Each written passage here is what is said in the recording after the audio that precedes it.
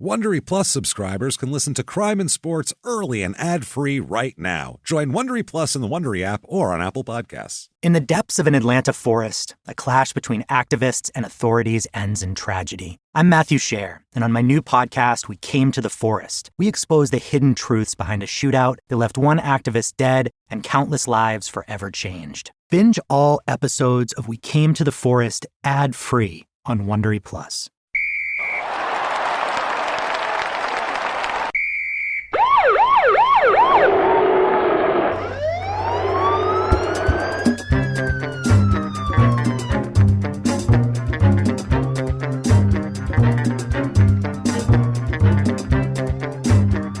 Hello, and welcome to Crime and Sports. Yay! Yay indeed, Jimmy. Yay indeed. My name is James Petrogallo. I'm here with my co-host. I am Jimmy Wisman. Thank you, folks, so much for joining us on another wild, crazy, this is, I'm going to get into the death-defying and all that, but this is just a really interesting episode. This is what Crime and Sports is all about, guys.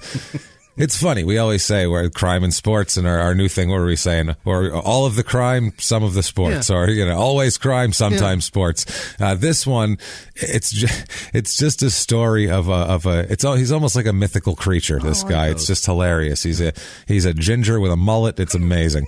It's fantastic. Well, it's MMA. We're into the brain damage sports. So, I mean, we're going to have some fun with this. The last ginger MMA fighter was a blast. I'm telling you, they're always going to be fun. Anybody who's been hitting the head a lot's always going to be a fun crime and sports episode.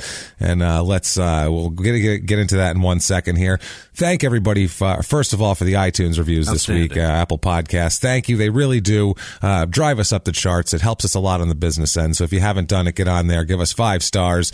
Tell us you're following instructions, following directions. It really doesn't matter what you say. It's not for our egos. If you want to be even more... those anyway, James. Yeah, Jesus. If you want to be even more of a friend to the show, you can do that very easily. You can go to shutupandgivememurder.com. You can get shirts and mugs and bath mats and towels and any other damn thing you want to get over there. All sorts of stuff. Other things you can get are tickets to live shows, live small town murder shows all throughout this fall and winter here. So please get those. They're almost gone. They are almost gone. The cold weather cities, you guys, if it's an indoor activity in the winter, you buy up some tickets, we found out. So we were like, holy shit, it's shows in December are selling out. And we're like, that's a far way away. Holy crap. So thank you for buying them. Warm. But yes, so please buy those tickets. Boston, Detroit, those are ones right now. There's still some of those. San Francisco's almost done. They're almost done. Those are bigger theaters, Boston, Detroit. So those have a little more available than pretty much everywhere else. Maybe Chicago too, but everywhere else we're pretty close to capacity. That's selling out quick. Yeah. It's almost gone. Almost done, but that's a big one too. It is a big one. So get your tickets to that and get your merchandise and wear them to the shows. And then if you're even a bigger friend to the show, you want to be one of our fabulous, fantastic producers that we talk about at the end of the show, our best friends in the world, the people who keep the show running. They're amazing people. They are amazing people. You can become one of those people by going to patreon.com/crimeandsports or going over to PayPal using our email address, crimeandsports@gmail.com. Or you can get to those right through the shutupandgivememurder.com website. There's links right there. Take you right to it. No confusion. None of that crap. Easy peasy. Easy peasy. Quick small town murder note, by the way. Seattle that last week. Thank you everybody who came to Portland, by the way. Awesome show in Portland. You guys were the best. Seattle, we had to reschedule the show till April. Not our fault. It was a venue thing, and they wanted to move us to a venue that didn't have any goddamn chairs. And I'm telling you right now, we would have rather not had a show right then. Not necessarily the venue wanted to move us, but the team that organized everything. The whole people who aren't us basically wanted to move us to indication was, let's go to a smaller place. And it wouldn't have fit every. We would have had to have multiple shows, so you guys still would have been screwed, because if you had, maybe you might have had to go to a 10 o'clock show if you wanted to go to an 8 o'clock. So it wouldn't have worked out. And the venue wasn't up to snuff for you guys. It just wasn't. So we nixed it. And so we apologize anybody anybody in April. If you have any problem with Ticketmaster, let us know, and we'll hit them up too, because I know a couple people had problems getting refunds and whatever if they move your tickets. I don't know. Do it up. The show in Phoenix is November 3rd at Stand Up Live. Right. So please get your tickets for that. That's a big deal. That's going to be a great show. It's a Saturday night. Let's rock that out. Early too. Early show, 7 o'clock on a Saturday night. No excuses. Get the hell out there. And just so you know, people don't get those shows. No, that's a good stuff. To get that one. Yeah, that's a good That's the good money spot. Yeah. So we need you guys to come through and show them that we're worthy of that spot, which I think we are. So let's goddamn right. Let's do that, and I think that's about. Oh no, it's not. God forbid. Have you we checked go forward. Twitter? I woke up to 800,000 tweets about Ray. Yes, thank you for the Ray Carruth updates, by the way. Ray Carruth is out of prison. Yes. So this is kind of a full circle moment for crime and sports. Really this is our very first scumbag is taking his first steps out of the joint. So we're feeling like proud papas right now. He's taking his first steps out, and we're like, oh, look at him going. Maybe he'll almost kill another child, or maybe another pregnant woman. You never know. The sky's the limit, really. His potential is it's there, and he's going to fulfill it. I think. I love that he went in and he was bald because that's how he wanted to be. Yeah, and now he's out. He's got no choice. Bald. That's it. He's got no choice. That's fucking it. He's bald because he has a bad head. He's bald because he's 50. That's the thing now. Bald because he's an older gentleman. That's his why. His head looks like he's just been sleeping for the past 20 years. He probably has trying to sleep this nightmare away. But you know I had it all, man. You know, when a baby, like an infant, real estate agents, you got to roll them all the time when they're sleeping. Otherwise, their head will get the skull will shape funny. Nobody rolls him. Nobody rolls him. There's no roller in prison. That's the problem with prison. Prisoners complain all the time. Well, he looks terrible. Never mind that idiot. Yeah. Let's talk about and this guy. I don't even know how to classify this guy. Is idiot or asshole? He's not really an asshole. He's kind of hilarious in a way. Our gentleman this week. He's sort of an idiot, but I don't know if I'd really classify him as he's just an interesting fellow, let's just say, and a bit of a mess. And it's all fine until it just all falls apart at one point. We'll talk about that. Let's get into him. It's Harold Clarence Howard. Harold Howard is his name. Yes. Harold Howard. Harold Howard. That's not a good name. Those names are interchangeable. You just call him Harold, and everybody would be like, yeah, that makes sense. You could probably slip that by him, and he probably wouldn't notice it for a while. You know what I mean? He'd be like, are you called? Wait. What'd you say? My name's takes out his license. No, Harold. No, you're backwards. I thought you confused me even. It sounds like they're interchangeable. H names are tough for dudes. There aren't many that are good. No, and Harold Howard. Those are not two of them. They're bad together. And I had to remember it because A comes before O. So H-A is H-O. So I'm like, okay, Harold is before Howard. Otherwise, I would have called him Harold through the course of this thing. And his middle name is Clarence, which isn't a good name for anybody. So when you mix those names with Clarence, it really fucks everything. They really had no chance in this world, if we're being realistic here, to be anything but on our show. Right. Really. He's Canadian. Oh. He's a big beefy Canadian. Right. He's great. He's 6'2", 240 pounds he grows up to be, just on Canadian bacon and just a diet of back fat. It's very nice. The Canadians are storied as being nice. That's not that name is fucking that's vicious. That's Why a cold-blooded name. That's really not a nice name. He's from Niagara Falls, so it's close to the States, but he sounds like he's from the great white north. Like Saskatoon. He is deep into Saskatchewan. I feel like he has a moose for a pet. Like he sounds very Canadian, which makes it even funnier. Takes it for a walk. Oh, absolutely. I mean, it's on a leash. He doesn't even need a leash. He's got some sort of like a horse thing with it. He just calls it over. He just calls it over. Yeah, like, come on, buddy. And he comes a walking like it's the Old West. A walking. Just comes a trotting over. Yeah. So it's this guy, like I said, he's from Niagara Falls. He's kind of a tough guy. He's just a tough guy. As a teenager, he's a bouncer. Mm-hmm. As a teenager, he's a bouncer at the Black Hawk Motor Inn, which is what? He's a bouncer at the hotel? At the hotel. Back then, though, because he's born in 1958, so he's a teenager. This is the mid-'70s. Every hotel had bars in them back then, too. pre like DUI being a big deal, you could just get alcohol anywhere and get shit-faced and go drive home. That's just the way it was. In the 70s, DUIs were just not that big of a deal.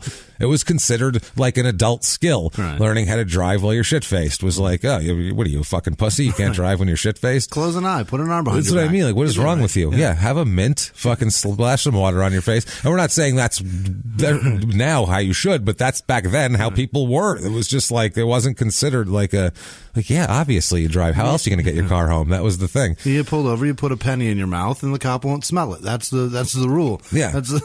And now every hotel has a bar, but it's just like nobody goes to a hotel to get that they're not staying at. But this was in a town called Richmond Hill in Ontario. Okay. So I think in a small Canadian town, wherever the booze is, people were just going to gather and go hang at the roadway and get disciplined by teenagers. Apparently, yeah, you can't even drink, motherfucker. Yeah, get told what's what by a kid some dude who's halfway through puberty pulls his head out of his algebra book to tell you to fucking pipe down by a virgin. You're like, pardon me. Excuse me, sir? A kid that just came in a sock is telling me to put down my Jägermeister. Pardon me, has a lady's mouth ever touched your penis? That's the question I'd like to ask you. Or any adult's mouth. I'll put it that way. I don't care. Whatever the fuck you're into. Right. But has anyone? No? Okay. Has another human being's? No? No, all right then. Voluntarily, by the way. You have to write what period and the teacher's name under your name on that paper and right that's, there. Yeah. Leave me alone. Leave me the fuck alone. Yeah. Don't you have school in the morning, Sonny? But the thing is, he was into fighting, and he was like a karate master and a jiu-jitsu champion and all this shit too. Yeah. So even from a young age of being a teenager, if you're just there's just a bunch of drunk yokels in a bar and you actually know how to fight a little bit, you're going to be able to throw people out. Even if you're a teenager, you're going to be able to do something. Especially drunks. Yeah, especially drunks. If you see, drunks are terrible fighters. I was a bouncer for a couple of years. They're awful fighters. They telegraph their punches. I used to taunt people to get them to throw punches at me so we could beat the shit out of him. And they would telegraph punches. You could see him from a mile away. It'd be like, I felt like Muhammad Ali in there, because you could wait till it was halfway at you before you'd move to him. Be like, that was fucking pathetic. Then they get even madder, and then like 4 fat guys would tackle him, and it would be great. You'd toss him outside. Oh, you shouldn't have done that. Right. I mean, so that was fun. It's that drunk wobble that ruins everything. Gravity is not a good thing when you're drunk. It really ruins your whole evening. Well, plus it changes everything. You feel bigger, but you are slower. Right. That's why you drive poorly, because your reaction time isn't the same. When you're throwing a punch too, and it's a very slow motion affair for a sober person. And your center of gravity is off. Once it moves just a smidge, you gotta realign. And when your car's suspension drifts a little bit, good. That's why you crash. Overcorrection. So you hit trees and shit. You overcorrect on your feet. Drunks fall from overcorrection. They stumble a little and they go the other way and fall the fuck over. I've watched it happen. Over they go. And over they go. Yeah. And by the way, not that I think it's okay to just beat the shit out of people. No. That wasn't what I was saying. These people were complete assholes who were like fucking grabbing women's asses and trying to start fights with people and being complete assholes around the bar. And you'd be like, he needs to get bounced on the concrete a couple times and thrown outside. Maybe he won't be an asshole next time. So, that was the point. Or he's going to go piss somebody's bed, and that's no fun. That's no fun either. Yeah. Or she's going to go piss somebody's bed in your case. So, age 17, he begins kind of his formal training in jiu-jitsu with a guy named Steve Reynolds. I'm sure he's a Canadian guy who fights very well. A Canadian guy who could kick my ass is basically what we're going to call him. Other than that, I don't know. Harold ends up moving to Niagara Falls and proper, I guess, in like 1983, and he starts teaching karate and jiu-jitsu at the James Morden School and at the YMCA. Okay. So he's a big, strapping Canadian guy with a big bright red goatee and a bright red mullet, teaching you some karate at the YMCA. All the great fighters come from the Y. All the great fighters come from the Y. Absolutely. I'd like to know how many real fighters have come from the Y. I don't know. Probably some. A few. I'm sure. Yeah. If this guy was, when you walked in, you'd be like, whoa, look at this fucking guy. Like, maybe not in the 80s in Canada, because in Canada, mullets were cool till like 3 weeks ago. So, no offense, Canada, but it's the farther north you go up, and I get on the border in Toronto, we're not counting you guys and shit, but like Vancouver, up there, you know, it's kind of like Nebraska here. It's travel slow. Some shit takes a while to get there. You know what I mean? There's people going around going, "Y'all know Milli Vanilli wasn't singing?" They're literally in Nebraska right now. I just heard that. I heard them boys wasn't singing. Now, I like that song came out last year. Right. Just slightly behind. Blame it on the rain or something. Yeah, it's a good song. I like that. On it all the time. Now they're telling me that they ain't singing. I don't think that's right. And the mullet up there is more of it's a functional piece of haircut. Well, it's going to stop the cold. Shit warm. It's going to stop the cold. You have a hat for the top of your head, so that doesn't need to be long. But Hang that on neck, to the nape. that neck, you know, you're uncomfortable with a scarf. You're going to want that neck cover, that neck flap. And you know, that's a layer, James. So you throw Technically, it's a scarf layer. over that. You're going to be warm. Now you're going to be sweating. Technically, it's a layer. It's true. The Canadian layering system: mullet, scarf, hood. So it's a three-tiered defense system against the back of your neck, starting with a thick layer of mullet. Very nice, Canada. You guys have worked it all out for yourselves. You're in a cold environment, and you're going to figure it out. I'm very proud of you. So Jesus Christ, this red mullet trying to karate fight people. Coming at you. This is amazing. Well, I guess Chuck Norris had a red mullet. For a while, yeah. I mean he's tough. It's still kind of red, isn't it? He's not as pudgy as this guy. No? That's the thing. Chuck Norris looks like Steely. Yeah. This guy looks like he could outdrink you. Yeah. Definitely.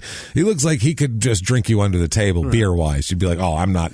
He's gonna fuck shot and I'm not going drink for drink with this one. No. He's the type of guy who puts shots into beers. Oh, no. You know, that type of guy. He's like, I just drink them like that so I can.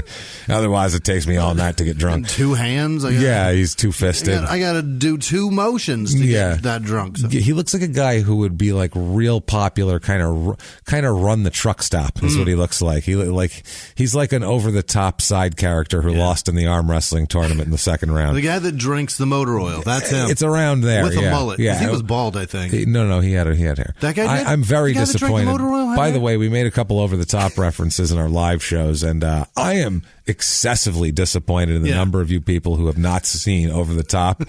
Fucking shame on you. Yeah. Shame on you. Find it. It's out there. Watch it. Everybody likes bad movies. Everybody's seen The Room and all that. You've not seen shit till you've seen Over the Top. Do you understand this was some foreigner director who had to like hound Sly down for years, begging him to do this movie, offering him more and more money, to the point where Sly was like, this is ridiculous. Yeah, sure, I'll do it. No one's going to see it. This lunatic's making a piece of shit. It's like $20 million. I'll take it. And then they make this amazing movie about an arm wrestling, truck driving dad who cares about his son. And and takes him across the country in a big ring. Country and argues with Robert Loggia and fights Terry Funk and arm wrestles bald guys. It's fucking amazing. Awesome. There's gay overtones to it. It's really, really a good movie. And the best part, my favorite, is just the switch when he's really got the hat going backward. That's when he's a bad man. Like a machine. Like a truck. He's got to turn it on. He's got to turn it on. That's what he means business right there. It's so good. Harold opens a school here. It's Action Karate and Jiu-Jitsu Center. Action. Okay. So Action Karate and Jiu-Jitsu Center. Centre, because it's Canada, of course. So center is spelled in Canadian English. I guess also it was called Niagara Fighting Fitness and Martial Arts also. And in 1984, he was a coach and a trainer, and he had students among the top, people around in these things. So he was a good teacher, and things were looking good for him in 1984. He's in his mid-20s, so he's considered a badass, and he's teaching all these people. So life was looking good for him. This is an upswing. We're yodeling up the mountain right now. This is yodeling. He's going up. You're $2.99. No, he's still going. So it's pretty good. It's pretty good. I was watching The Price is Right on the plane coming home from Seattle. All right. I was praying. I saw it on there, and I was like, "Come on, yodel gang! Come on, yodel!" And then when I got to it, it was just the showdown at the Showcase end. showdown. I'm like, this is bullshit. You didn't even get Plinko. Fuck this game. No Plinko, no yodeling. I don't even care who wins at this point. I hope you both lose.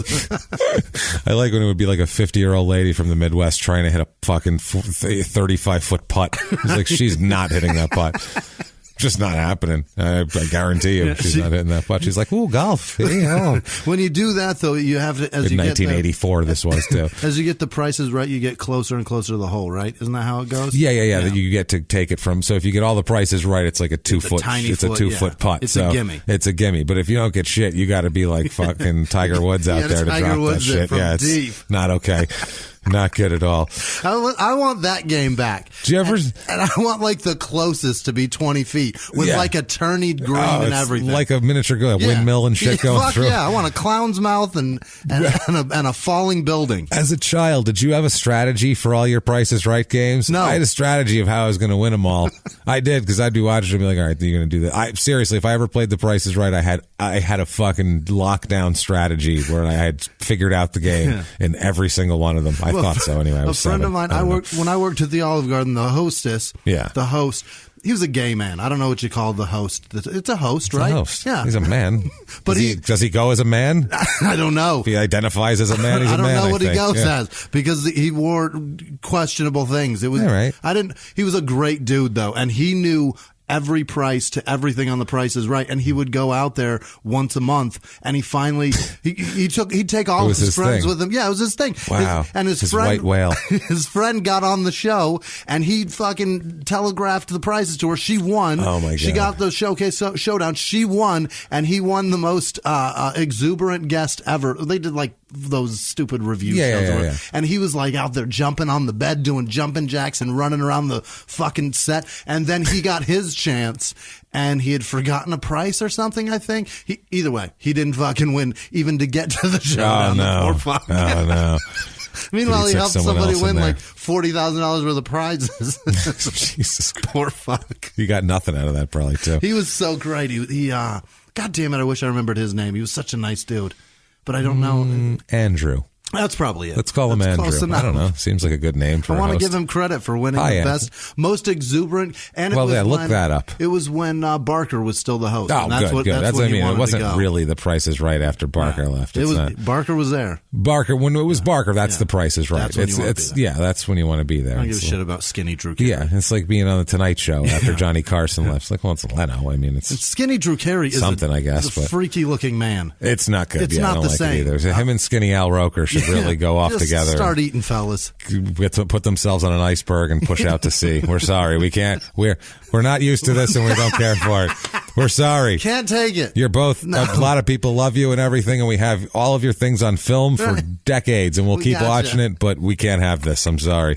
Fatten up and come back. Yeah. So, 1984, Harold, on the other hand, is the first Canadian heavyweight sport jiu-jitsu champion, okay? And he represented Canada in the first World Jiu-Jitsu Championships that were sanctioned by the World Council of Jiu-Jitsu Organizations, the WCJO, which is, in my opinion, one of the most prestigious organizations on the face of the earth. When they don't go together. No, that board, you can't. Do you call that the whack joke? Like, you know what I mean? When they call it, when there's you can no actually pronounce it all together. Well, there's no word for this at all. Yeah, Ugh. There's none of that. That's horrible. It's the Wookjo. Yeah. The Wookjo. The Wick Joe. They probably call it the Wick Joe, I bet, or some shit like that. They've got to sound it out, but it sounds terrible. It sounds fucking to you. You're not going to call it the World Council of Jiu-Jitsu Organizations. That's a little much in one deal here. When the J signifies two fucking words. Yeah. That's too. Yeah, that's too much. It's too much. At least they didn't say the WCJJ because that would have been way too fucking much. Like, we get it, okay? Okay, we understand. The 1984 World Championships from these World Council of Jiu-Jitsu organizations. He was a member, Harold was, of the gold medal winning heavyweight Canadian team. Really? For Jiu-Jitsu. And he also wins the individual World Heavyweight Jiu-Jitsu Championship in the men's heavyweight fighting division. All right. So he's a dude that knows what he's doing. Yeah. Now, this is obviously the 80s, so this is it's developed into a whole different thing now. It's competition then is not what it is today. No. How many jiu-jitsu places do you think there was in a city in 1984? Yeah. I mean, probably not a lot, I would think. Whereas now they're in every fucking strip mall. Yeah. They've replaced the karate studio of the 80s, which was the karate place, is now the Brazilian jiu-jitsu place. Well, the same shit. The UFC opened up gyms that pretty much envelop everything. Yeah, so totally. There's no reason to go to a karate place or a jiu-jitsu place. It's all encompassed over there. It's all one thing, which is, I think the problem is, why I maybe find MMA boring and UFC boring, is it used to be, in the beginning, the whole point of it was, let's see what happens when you put a fucking wrestler in with a kickboxer. Right. That'll be fucking weird. It's like, let's see what happens if we put a lion and a fucking and a fucking condor in the same room, and we'll see which one comes out on top. They're very different. One's pecking, one's biting. Let's see. I figured like that's what the beginning of it was, to see who would win in these different styles. And then they were like, well, a lot of those fights are ugly and boring.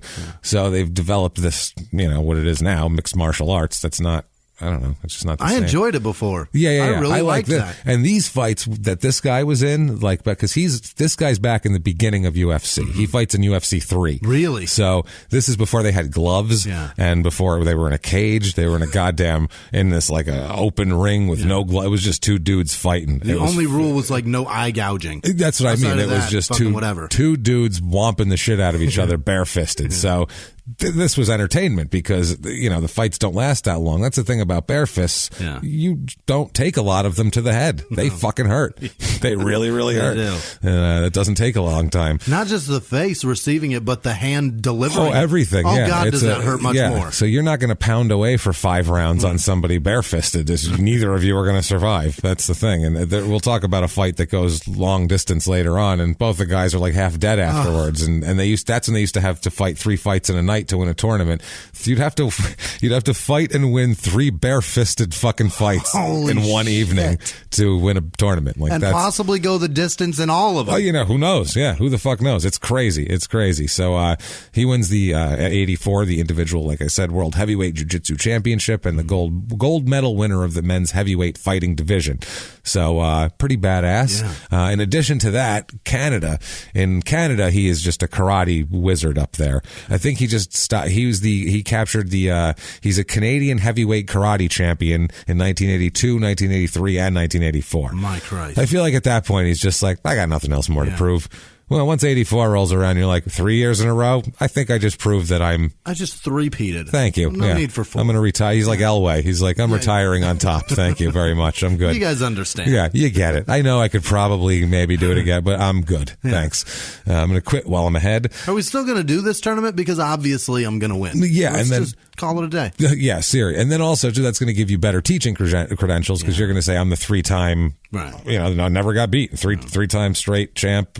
Got bored with it. Just 3 straight times. So fuck. 1, you can argue that maybe it was a fluke. 2, it's pretty convincing. But 3 in a row, I'm dominant. Guy's pretty badass. Yeah, I'm a badass. Yeah. Either I'm cheating or I'm fucking the best. One of the two. So what do you think? Yeah. What do you think? You think I'm riding this mullet? I don't think so. This is where I get my power. Right. He's Canadian Ginger Sampson. That's what he is. So he also wins the World Heavyweight Jiu-Jitsu Championship in 1983 and 1985. Now, I don't know what the difference between that and the World Council of Jiu-Jitsu, I don't know what the difference between any of these organizations are. Because none of them probably exist anymore because this is from almost 40 years ago. This is the beginnings of something that's morphed into something completely different. So who the shit knows? Was also a member of the Canadian National Jiu-Jitsu team in 86 and 87. I assume that's when he won the Jiu-Jitsu gold medal. Okay. He's a black belt in all sorts of shit. And people are going to tweet at us and go, well, a black belt in this. We get it. We're going by what we're told. We're not experts in any of these disciplines, and we don't.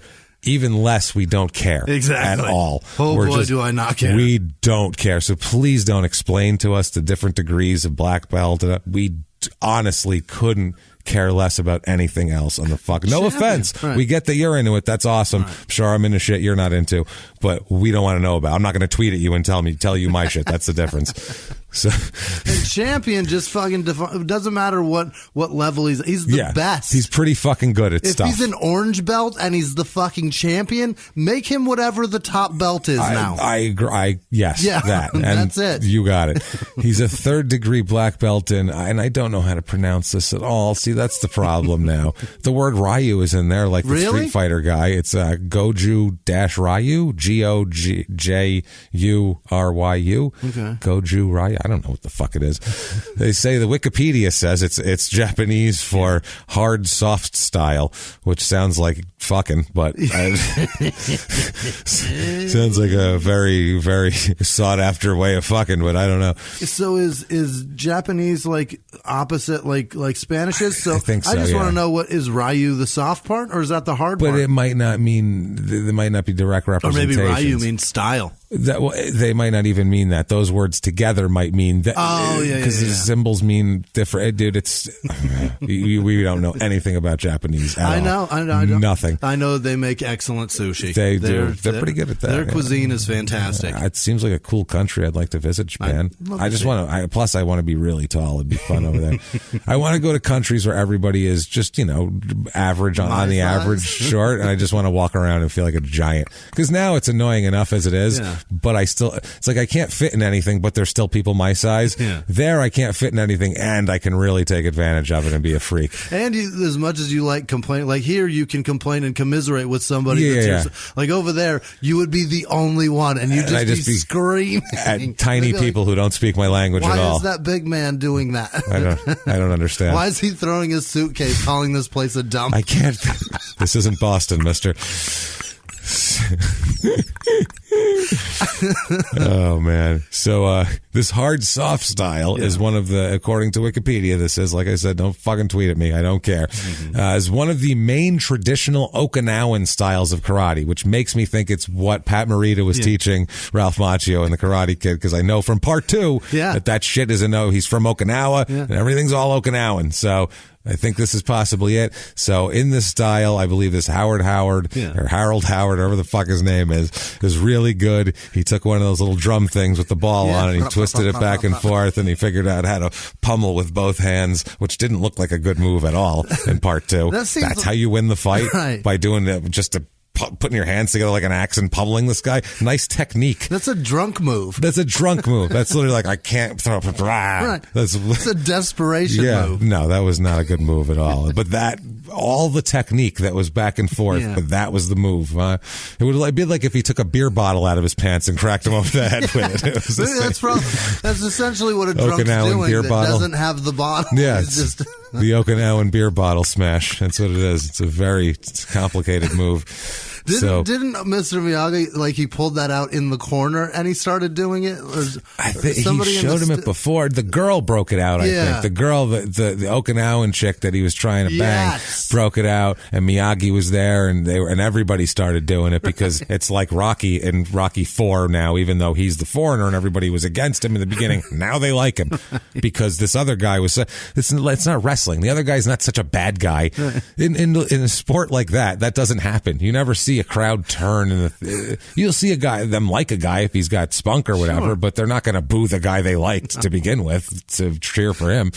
Anyway, that's the equivalent of their fucking NBA Thunder sticks. Yeah, Christ, Anaheim shit. The worst invention ever. We don't like to be loud, so we're just going to use these things, because yelling is just it hurts our voice. But then if I stomp, my feet kind of hurt, and I don't really want to do that. I want to bang these plastic bubbles together. They gave them to us when we came in, so it must be what they want. Firm on them. You like my monkey? Anyway, God, I hate the fucking Angels for that shit. This is the most annoying. All right, never mind. Back to Canadian 80s karate, okay? What's important here in life? Let's get back to what's important. All right. Canadian karate from the mid 80s. Let's do this. So this it says it's a combination of hard and soft techniques. Quote, this is from Wikipedia, quote, both principles, hard and soft, come from the famous martial arts book used by Okinawan masters during the 19th and 20th centuries, the Bubishi. It's pronounced the Kama Sutra. That's exactly what it is. Hard and soft style. And it breaks down, actually. Go means hard, and then Ju means soft, and then I don't know what Ryu means. I assume style. Yeah. So there you go. Okay. So Ryu from Street Fighter, his name is Style. That's stupid. Which I don't know. Is that like supposed to be like a cool name, like an 80s name? Like that was the fucking friend from Teen Wolf, wasn't it? Styles. Yeah, the one who rode on top of the van. Close enough. Yeah, Styles. Styles is fantastic. Oh, no, the wolf rode on top of the van, obviously. Right. Styles would have fell off. He's not a wolf. Right. Yeah, obviously, wolves are known. First of all, Dogs are terrible at standing up in cars, never mind on top of cars. So that was the dumbest thing they could have done to show his wolfly balance, was the fact that he can ride on top of a car. Not impressive and not true at all. They would have 2 feet, and he would have just and then fell over and then fallen off the truck if it was a real dog. And then thumped and then got hit by a milk truck and the movie's over. That would have been it. That would have been a great fucking movie. Teen wolf right there. Because dogs are terrible. I mean, if you like Old Yeller. You could drive to the end of your driveway with your dog standing up in the back seat, and it's like, holy shit, it's like there's a fucking 8.5 earthquake going on. They can't stand up at all. He's up there like he's surfing it. The fuck out of here. And dogs are known for their surfing, obviously, too, which is what I love. It makes no sense. Why does he just be gifted with all kinds of athletic talent as a dog? Like, dogs don't have... Wolves are known. Right. They're known for their indoor sports abilities. Now, you get a wolf outside, like on a football field, soccer, they're garbage. But anything indoors, table tennis, basketball, anything like that, they're just going to dominate it. It's a weird thing. It's strange. It's just in their genetics. Everybody knows that, Jimmy. What a Jesus. dumb fucking movie that Did you was. not take science? The fuck is wrong with you?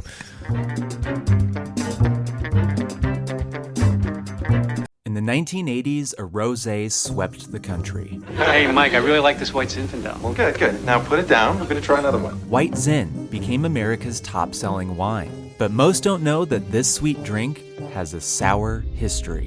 What began in 1986 with counterfeit bottles, a big fraud, a multi-million-dollar fraud, sent investigators chasing one of the most powerful families in the business, the Licciardis. But the closer the feds got to them, the more dangerous things became. It's a story of deceit. At the time, I was paranoid. Threats. You touch my kids, I will kill you. And murder. with a .22 caliber bullet to the head. What started with a scheme to mislabel wine spilled into a blood-soaked battle for succession. Welcome to Bloodvines. You can binge listen to Bloodvines exclusively and ad-free on Wondery Plus. Join Wondery Plus in the Wondery app, Apple Podcasts, or Spotify. He was hip-hop's biggest mogul, the man who redefined fame, fortune, and the music industry. The first male rapper to be honored on the Hollywood Walk of Fame, Sean Diddy Combs. Diddy built an empire and lived a life most people only dream about. Everybody know ain't no party like a Diddy party, so. Yeah, that's what's up. But just as quickly as his empire rose, it came crashing down. Today I'm announcing the unsealing of a 3-count indictment, charging Sean Combs with racketeering conspiracy, sex trafficking, interstate transportation for prostitution. I was up. I hit rock bottom, but I make no excuses. I'm disgusted. I'm so sorry. Until you're wearing an orange jumpsuit, it's not real. Now it's real. From his meteoric rise to his shocking fall from grace, from law and crime, this is the rise and fall of Diddy. Listen to the rise and fall of Diddy exclusively with Wondery Plus. Pretty much everything that Michael J. Fox was in post Back to the Future is garbage. I mean, except for Doc Hollywood. I mean, obviously. Well, let's come on, Jimmy. I was going to say, are you forgetting such a great Doc movie. Hollywood? So he's got 2 great movies. Outside of that, he's not. Yeah, I feel bad for him. All the Back to the Future. Yeah, those are great. He was on Family Ties, but that was a pile of shit. Ugh. I watched that crap when I was 8. It was terrible. I liked Mallory as a kid, though. I think so. I think I did. It's the dark one, right? Yeah, that's the dark. I thought she was cool. Like, not like I liked her, like, because I was a little kid. Yeah. She was too older, but I thought she would be like a cool older sister. She seemed like a cool older sister. I always thought. Seemed like she's pretty cool. Nick seems all right. He seems like he'd come over, like, teach you how to make shit out of garbage. That looks like fun. She seems like the girl that when you're 15 and she's 19 smoking weed, she'd tell you to go the fuck away. Yeah, that's not a cool sister. Kind of. What an Because asshole. I had an aunt like that who was only 9 years older than me, and she was always like smoking cigarettes in her closet, and she'd tell me to go away. And I thought she was pretty cool for that, honestly. I was like, I like her style. She doesn't need me around. I like that. Didn't work, did it? No. I stayed away from her, yeah, but my cousin Jesse didn't, and he got tied up with bandanas one time, which was pretty fucking funny. He did. Terrible. And I went downstairs and told my grandmother, I was like, Grandma was like 5. I was like, Grandma, she tied. I won't say her name because that's kind of embarrassing, even though she's super sweet and nice now. You know, when she was 15, it wasn't as nice. So I said, Grandma, she tied up Jesse and he's up there tied to the chair. And she looked at me and she said, what the hell do you want me to do about it? Ma, you tell her I said to stop doing that. And that was it. It's like, but that's not going to do anything. Now he's still stuck, Grandma. You need to be. She's like, get out of here. And I ran away. I was like, okay, never mind. And I just left Jesse up there. He's still there today. He's still, it's very sad. He's a little tiny skeleton that we still just call Jesse. It's very, very sad. Just a little tiny one. So he ends up with doing all of these different, he's just into every kind of damn fighting you can imagine. Whatever. He likes to kick people and punch people and be punched and kicked as well. Hard and soft. Hard and soft. Yeah, he's ladies. Hard and soft with that mullet flowing in the wind. Ooh, never a cold neck on this guy. Never. Gentleman. Never. At some point, he marries a woman in here in the 80s. He marries a woman named Elise, I guess is her name, Allyse. I'm going to go with Elise on that one. Okay. You think? Yeah. Also, during the 80s, he has a back surgery during about 87, and he gets real into painkillers. Both pre and post back surgery. He gets super into painkillers at this point because he's hurt. So, I mean, that's most people who are really into pills, not all of them, but most people who are really into pills start taking them for a reason. Yeah. That's the thing. People start taking them for a reason, and then you take some more, and then you take some more, and that's what addiction is. So it's, you know what I mean? Like it is what it is. Like, and it's a very addictive. Pain pills are horribly addictive. No, they're fucking terrible. When people start drinking, they don't start at a hardcore alcoholic level when they first start. At first, it's leisurely, and then you don't start whatever with your a bottle genetics of 10 are. High. Yeah, you start with something that's celebratory. Or and then you're like 10 high is cheap and keeps me from shaking. Exactly, and that's what it is at that point. Yeah, you start where it's got to be fun at first, and no one does anything that's like, this is terrible, my life's awful the first time. No one would ever do it again. My life is great. You know what would really be awesome is if I could barely get out of bed. That would be wonderful. And if I puked every morning until I had a drink, that'd be really great. I knew some guys in high school that started smoking crack, right? And I was with them the first time they smoked crack. I remember this, and I watched their crack journey from the first time they smoked crack to when they were trying to quit crack years later.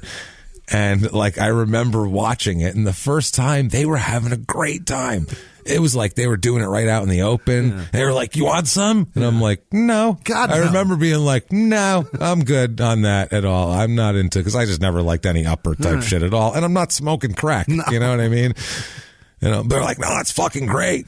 They're like, this is the best. This was the best. And then like 3 days later, they were like, it's great. It's pretty good. It's pretty good. And then they were like, we're going to go get more though, you know, because it was, by then it wasn't going to last all night. And then like 3 months later, like they were coming into this dude's house with fucking full cigarette machines that they just stole out of bars and payphones and shit that they were trying to make keys for so they could go open payphones and take all the quarters out to buy more crack. This is like the schemes these people, in a matter of like 3 weeks, man.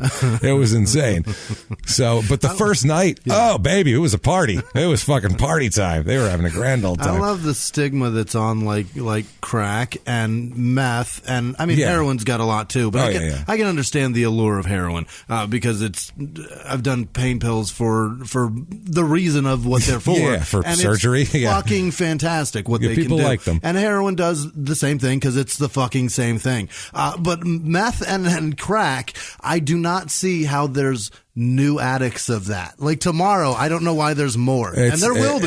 There will be. That's I mean. And I don't know how they try it with the stigma. Or how the first. That's what I didn't get. Knowing what the end game is. Then. Yeah, I remember being like, "Are you smoking crack? Like that's not what." Haven't you seen Cops? This was like 1994. Yeah. Like we knew about crack. You know, we were teenagers in 1995, 6 actually. I'm like, this is like, what you're smoking crack, right? And they were like, no, it's great. Because like some kids were doing coke and that was a thing, and that still was considered like socially acceptable because that's not like crack, that was coke. So it still is today. It's the rich man's crack. So they would like that, and then they started smoking crack. Like this is a lot more intense. I'm like, it's crack, stupid. That's the whole. Have you been watching television for the last fucking 10 years? We know it's a lot more intense. It only exists because coke is too expensive. That's it. That's so it. Like, we'd cheap this shit up and really kick them in the ass Walmart with it. So, coke. Ugh, gross. Jesus. So he's into the painkillers. I guess he started taking Tylenol 3 for back pain, and then he had surgery. This is what his ex-wife said. Had surgery in 87 or 88, and then he was hooked on them. He liked the painkillers. Yeah, he was all in on the painkillers.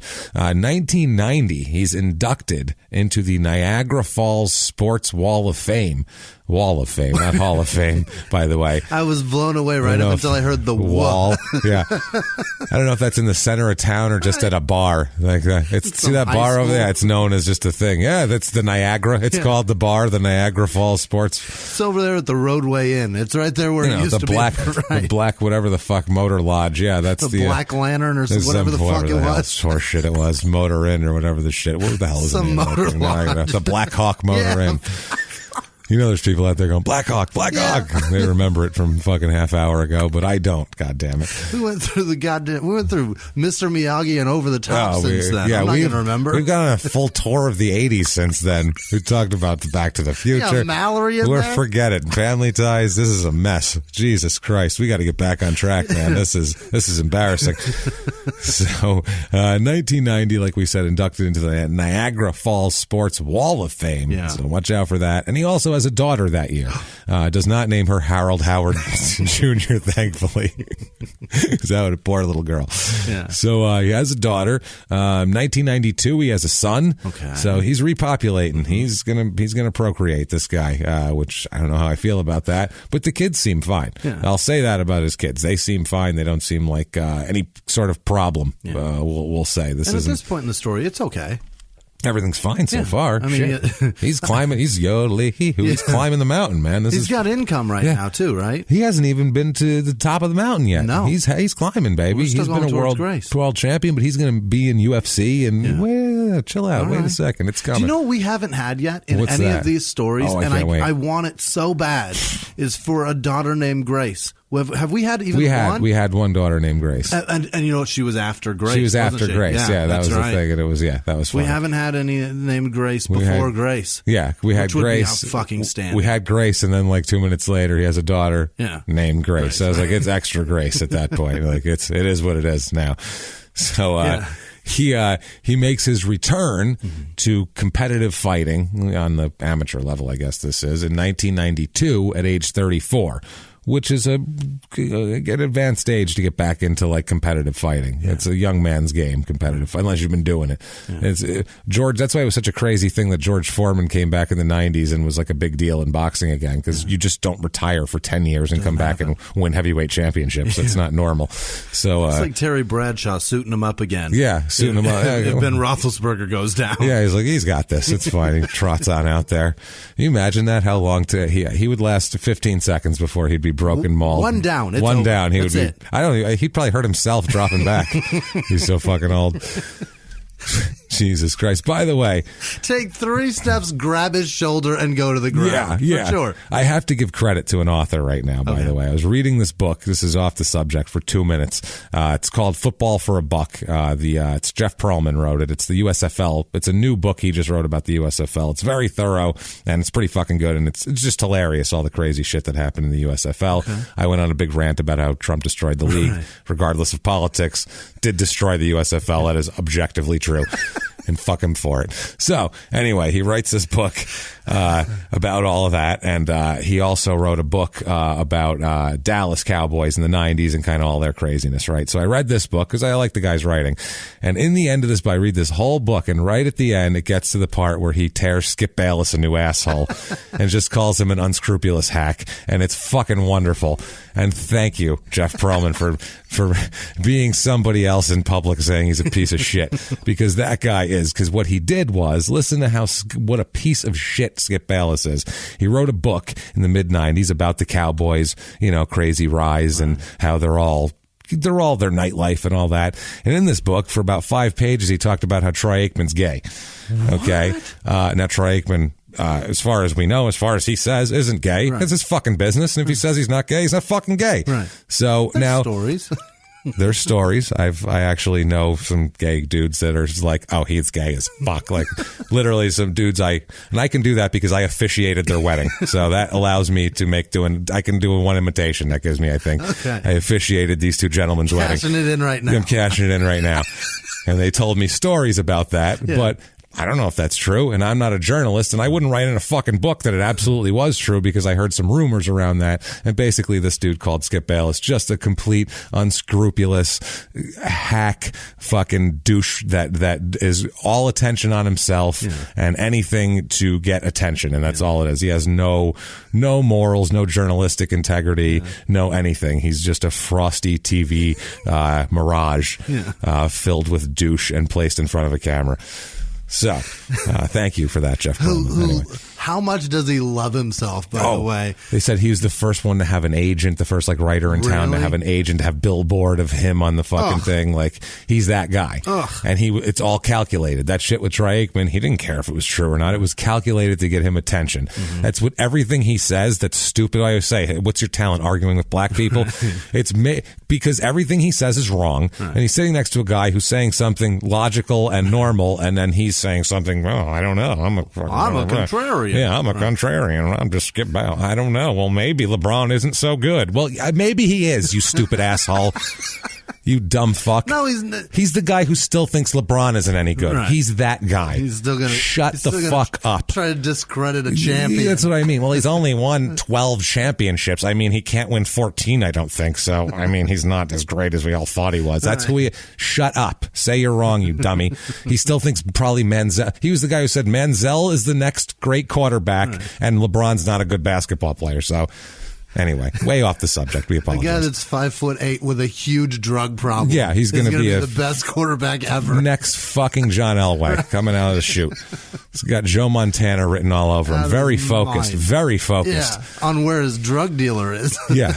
If you're going to be like that, you could be like that if you're Brett Favre and you have the greatest arm ever in the world. You could be a party guy if you're Dan Marino and you're the greatest arm in the world. If you're a mediocre talent, you can't be like that. So, and I get it. A small quarterback can be successful, but he better fucking scramble. They better to be great because you have to throw over. Yeah, it's an uphill battle. You're lobbing grenades over the wall and hoping you hit the target. Yeah. That's crazy. Remember how funny Doug Flutie was? Right. Case in point. And I love Doug Flutie, but he was hilarious back there. He didn't know where he was throwing it. Jeff Garcia is a pretty good quarterback. Yeah.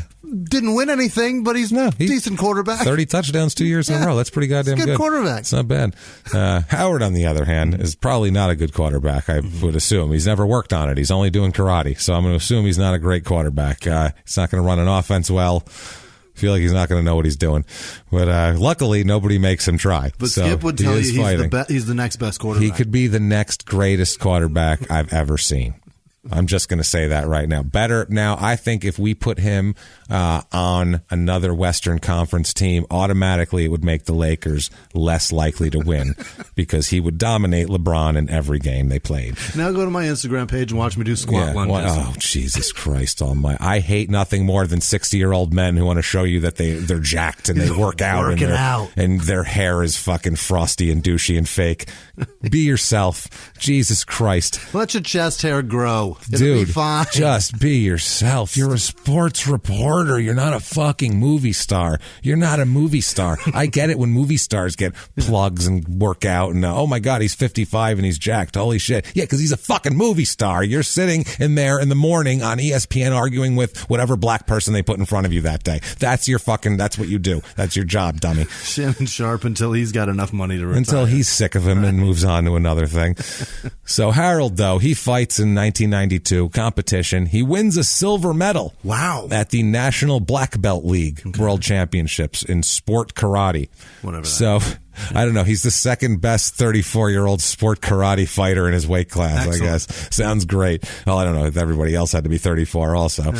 He was undefeated entering the finals, but he had to bow out of the finals 2 matches due to injury. So he didn't actually even lose. Right. He just got hurt. When you're in a tournament, at 34, like we said, it's tough. And you're going to pick up little injuries over the course of tournaments. So I don't know how they do those tournaments on a daily thing. That seems crazy. Like I get like an amateur karate tournament because that's just like a point thing. But like a UFC fight, these guys are getting pummeled sometimes. I mean, you take a couple of good shots to the head, you're probably not ready, barefisted. I don't know if you're ready for another fight right at that point. I don't know if I'm going to do much for the next week. Yeah, I'm not, but I'm rest. Sit down for a while. I'm going to rest for a while. Just kick back. So at this point, UFC 3 is coming up. UFC is brand new in 1991. So this is like, UFC is the biggest thing in the world now. This is pre Dana White. Yeah. This is pre any of that shit. This is some guys from Vegas own a thing that people beat the shit out of each other barefisted. That's it. It's not a big deal at this point. SEG is the name of the company that owned UFC at this point. Yeah, they were called SEG. I think we've talked about that before. Yeah, we've talked about the roots and Dana White buying it and all that kind of shit. The nondescript logo of a I guess a guy. Just I don't know what that is. A fighter had of no some face. kind. No face. Smooth genitalia. Right. We're not sure. So he was much like Andrew. Yeah. We're not positive. Gotcha. So they own the promotion, and they send, because they're looking for fighters. They don't have fighters. Like, it's not like now where they have to have TV shows to weed people out and they're coming from everywhere. They were looking for guys willing to beat the shit out of each other barefisted that had some sort of qualifications. Any training at all. Any training, because that's the thing. I mean, they could obviously get a bunch of truckers and, like the No Holds Barred cast, people from a foundry to come out and swing wrenches at each other. But I feel I had to throw one more 80s. The word foundry is so great. It is great. You just picture fire and spark. Foundry and quarry. Those are two amazing quarry's words. A good one. Quarry, I see all sorts of dust, and it's a quarry's a good one. Flintstones. Yeah, That's it. Just people work the hardest in foundries and quarries. Just making little rocks out of big rocks. All I see is people with giant sledgehammers hitting things that then dust comes up and maybe a spark once in a while. I will metal. not fuck with those people. No. So they were looking for people who were skilled fighters, not just combatants from the streets that were willing to fight. So they're recruiting people, actually, and they send a representative to Howard's home in Canada to invite him to fight they know for the where UFC. He lives. Yeah, they're just looking for people, and they heard about this guy and said, oh, he's a Canadian champion in all these different disciplines and all that. That could be a good guy for us. Sure. Maybe get the Canadians involved in this. And, they wanted to have people from everywhere. God damn it. Yeah, they wanted to have people from everywhere, and they just needed fighters who were skilled. They didn't want it to look like two hobos fighting in the street when they had the fucking fights on TV. We're going to put this on TV, and here's two guys just swinging like windmill at each other. That would have looked terrible. They wanted it to be. It also gives credibility to it because you can't be the world champion if you don't invite the world. Like that. That's true. That bothers me about the NFL. But I get they're probably the world champions. Or like, look, what are we going to do? Nobody's going to challenge them. Bring a team of fucking Hondurans in here and and test it and crush them because we outweigh them by 200. Like, what are we going to do? They don't. It's not in other people's cultures yet. Maybe in 20 years, because in Europe now they're starting to play football, and so maybe in 20 years they'll have a thing. Then they can rival it. But they don't now, or they just don't. We get the only people from around the world we get are like a soccer kicker and an ex-rugby guy who'll be like a special teams lunatic. He'll just throw himself into the wedge. Like that's the only foreign guys we get really at this point. We need them large and homegrown and playing for a long time. How about that? That's how you can tell me that your soccer players are tough and they're tougher than our guys wear pads. They're such pussies. Where are your boys at? Have them try out. They're in the back with fucking lots of protective rules against them, even though they're in full pads. Kicking the ball once. I don't care how tough you are. When a 300-pound man crushes you running full speed, you're not going to last if you weigh 175 pounds. That's just the end of the fucking story. Ask Johnny Manziel. So, and he's from Texas, so come on. What do you think you're doing over there? Sending someone from the other side in here? That's amazing. No, not happening. And he's from Texas. He's from Texas, where people are enormous. Oh, that's a good one. So Howard had won a few, he'd won some karate shit, some kickboxing shit, some jiu-jitsu tournaments and all that. Apparently, they sent somebody there, like I said, and this is going to be to go from fighting these small-time tournaments to being like, you want to fight somebody on TV? That's a big step in being like, whether you want to be a fighter like that, I would imagine. We have it in their own words about how this all happened and exactly how he got into the whole business here. I think it's time for an in their own words. What do you think? I think we need to hear what this mulleted savage has to say for himself. Let's do it in their own words. Quote, So I had a pretty strong seminar circuit. I was in Michigan when they came to my house. Some guy had a letter and said, if your husband had balls, he'll be there. My wife told them I'd be there. I worked security at bars and it's at my school. I was always like a doorman in some big bar somewhere. As far as street fighting, I had no problems with that stuff, and my arts made it easier to handle people. I was never like a blood and guts type of guy, but I like being in those security type of situations. I would like to handle it without getting anyone hurt. Mm-hmm. So that's what he says. He's not a bloodthirsty, and that's the thing about him. He doesn't strike me as a real, like, in the ring. He's not a guy he's a guy who came up as a tournament point fighter. Uh-huh. So it's about skill at that point. I mean, all about skill. I mean, that's almost just like it's almost like playing chess with someone. It's a skill thing. It's not a matter of I want to rip that guy's face off. It's a matter of my technique was better and I got under his defense. It's a different type of shit.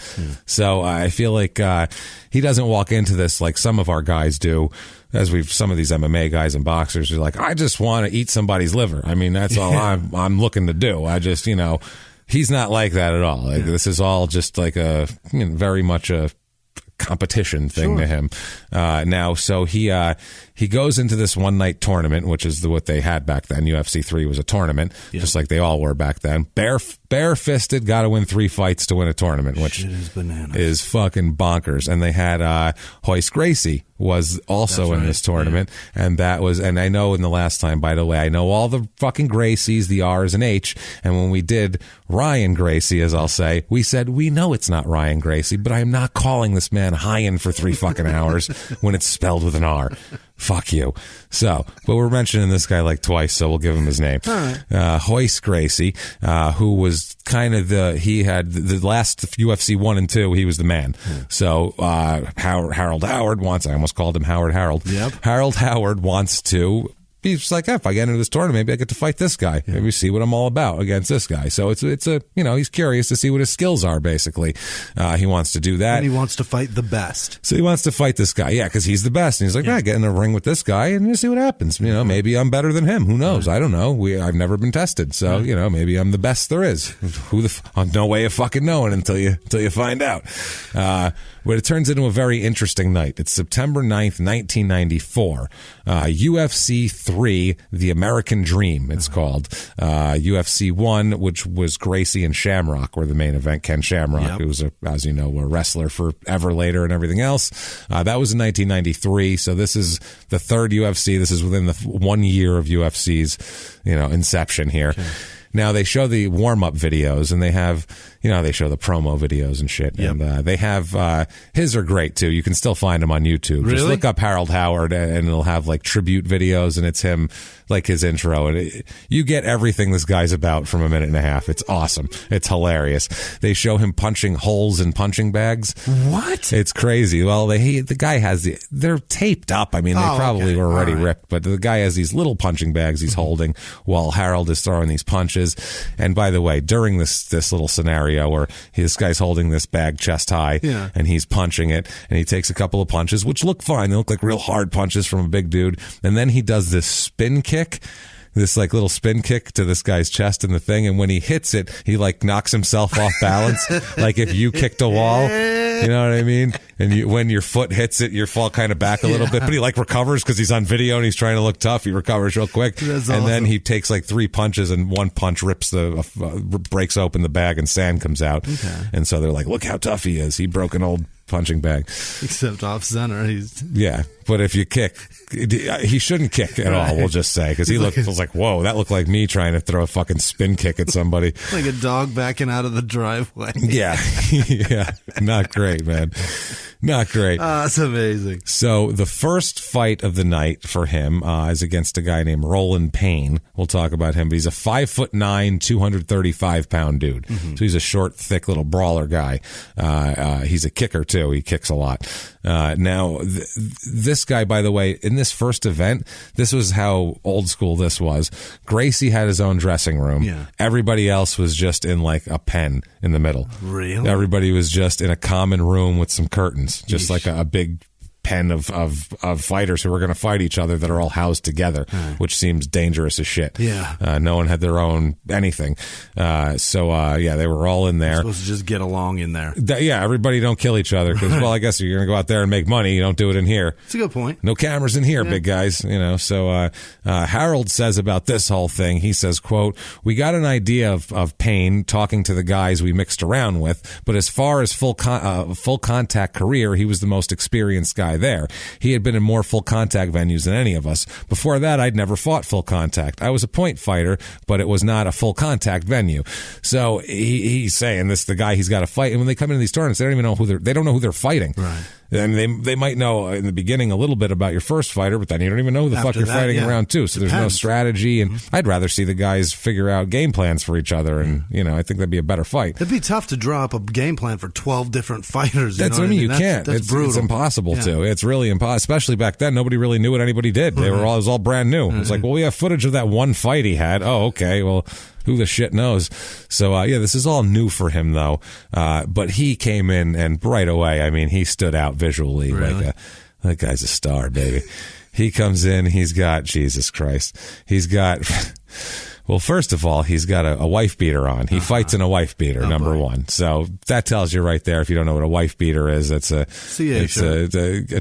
Yeah, it's a tank top. Tank top T-shirt, the white one that people who beat their wives wear. Right. That's why it's called that. So beer stains on it. Yeah. So he's wearing that and like some sweatpants. Oh boy. And that say Canada down them. By the way, so no gloves. He's just this mulleted ginger guy. I don't even know. He's going to the gym to work on his shoulders. It looks like he's going to get in a fight in his yard. Yeah. That's what he looks like. He came out of his house at 2:00 on a Sunday afternoon. So I said, "Get the hell off my property," and then starts beating the shit out of somebody. That's what he looks like. About to tell his neighbors he can hear their music in his house. I can hear you. Right. So, it's fucking bonkers. So, yeah, he comes in. He's wearing Oakleys, first of all. He's wearing like 90s. The Blades? The 90s Oakleys, obviously. It's like 1994 here. So he's wearing the Oakleys, and then he says, this is his line, and this is what he's famous for.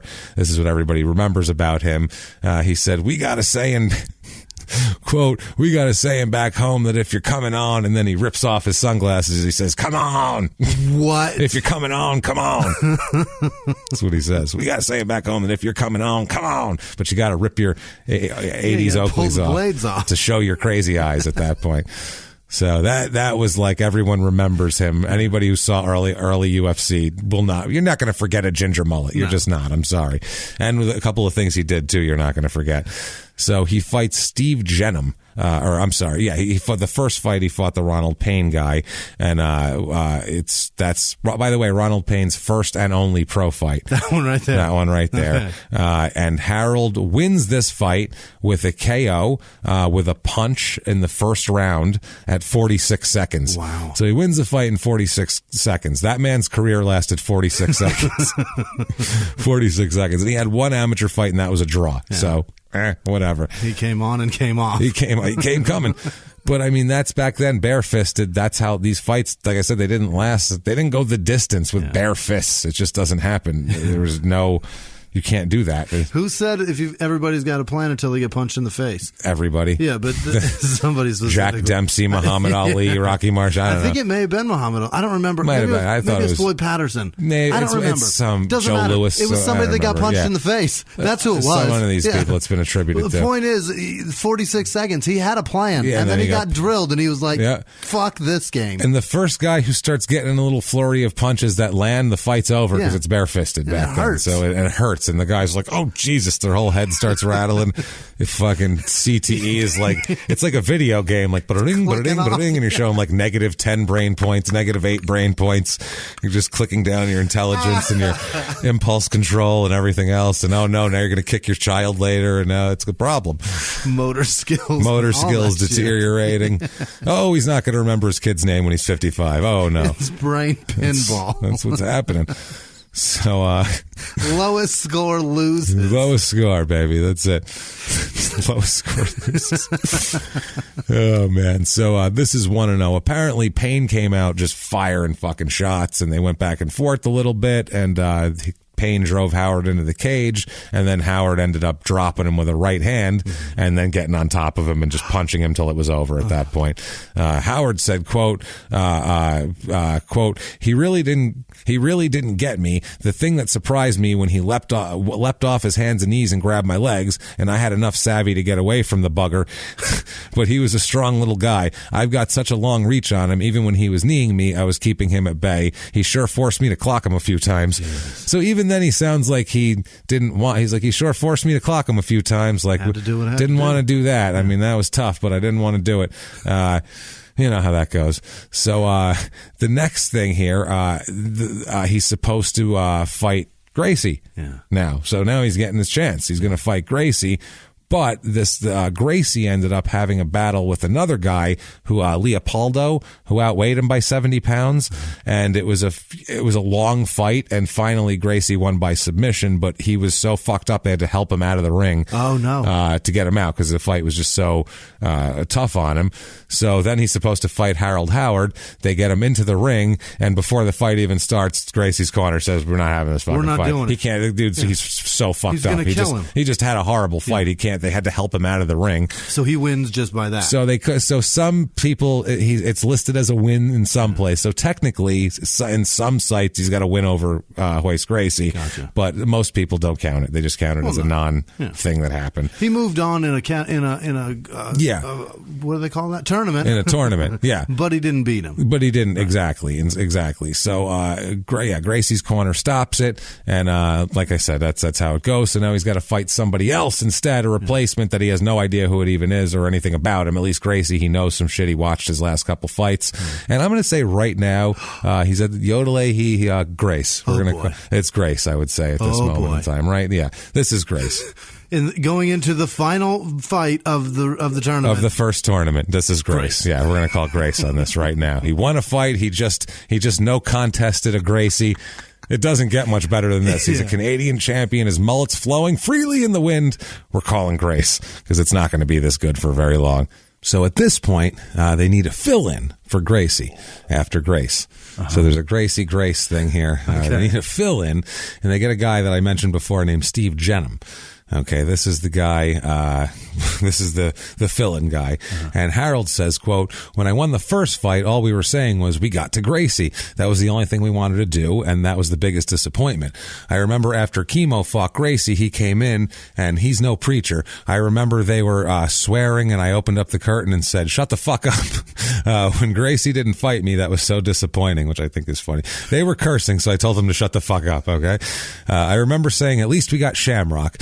Shamrock's entourage was behind me when we got into the ring. I bowed to him and I thought he was going to get in. We got Jenham in there instead. So this guy literally, as he's in the ring, doesn't know who he's going to fight, which seems crazy to me that he has no idea. And he's fighting a guy who hasn't fought yet. He's fighting an alternate fighter who was there in case somebody got hurt. So this guy is in the finals of this tournament without even having to fight anybody, which seems crazy. And he's fresh. Yeah, that seems like an advantage. I would say, to be fresh in a tournament. It seems like something they would do in wrestling to like make a bad guy come in without having to wrestle anybody and have, the good guy have to fight back. So, like an 80s wrestling tournament is move, it sounds like. The Undertaker was late, but now he's in the championship. He's in the championship. It's not right. No, it's not fair.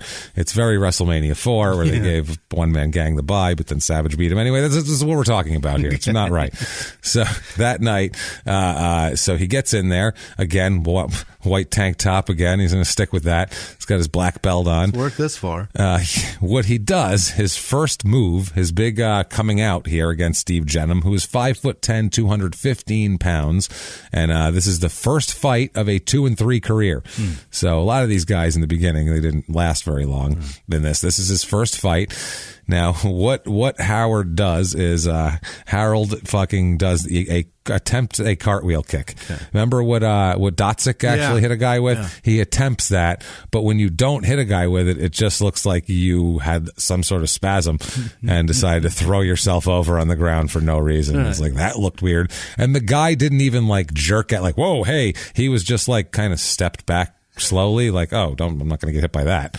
Like, it wasn't close. You saw it coming from a mile. He's a giant ginger, 240. You're not going to sneak that move in. It's just not like that.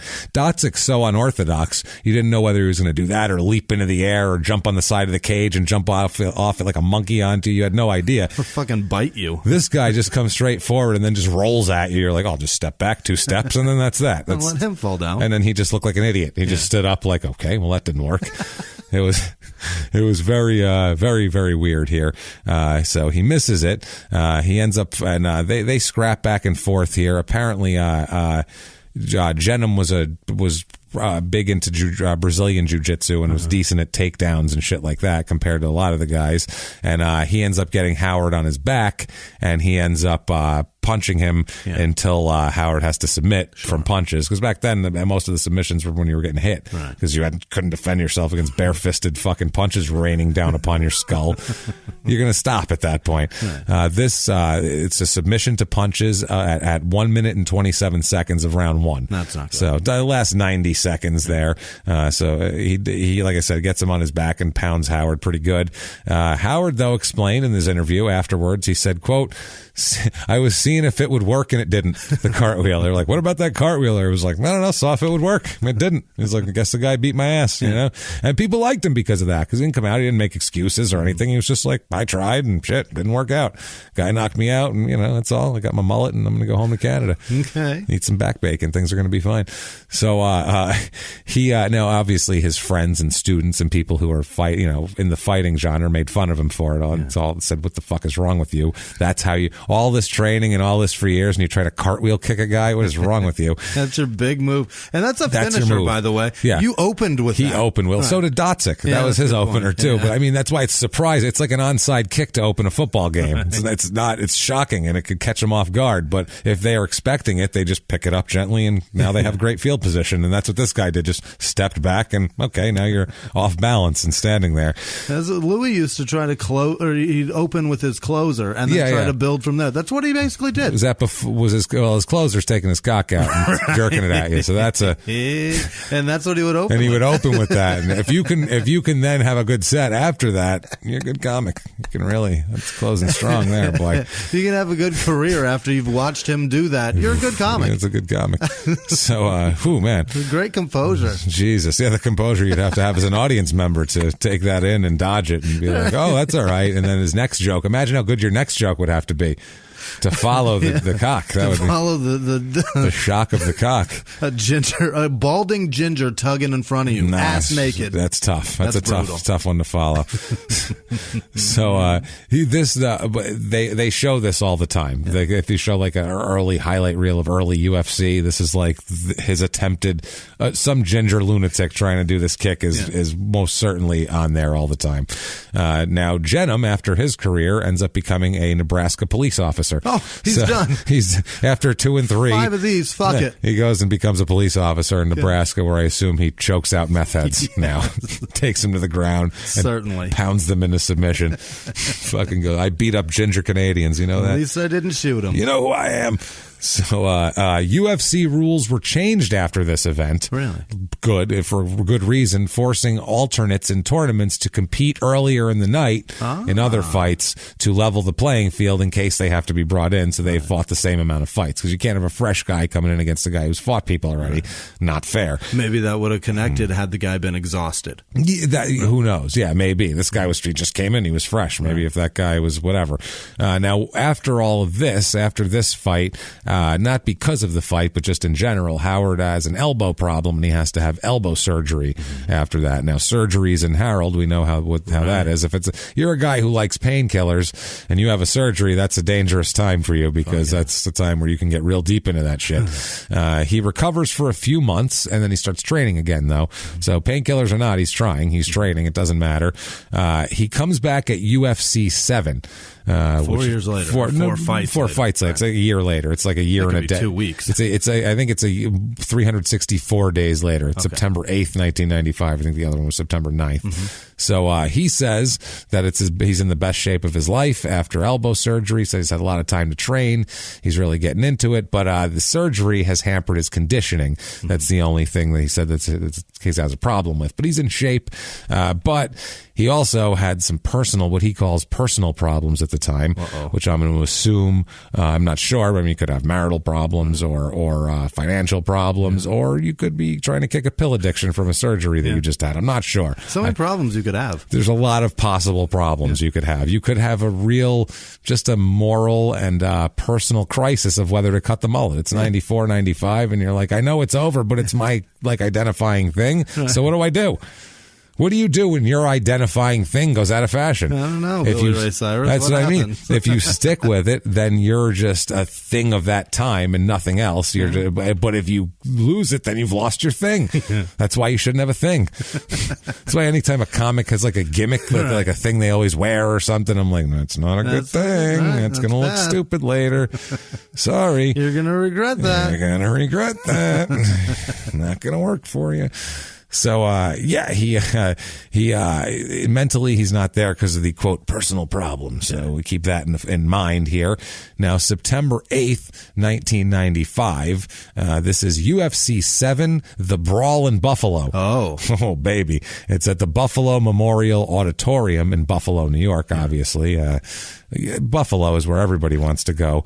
September 8th. So it's a month into winter already. That's good. They're September 8th is a month. It's a month into winter. Their summer lasts approximately the third week in July to the second week in August, I believe. They've already got a foot of snow summer in Buffalo. Oh, yeah, no, they're ready.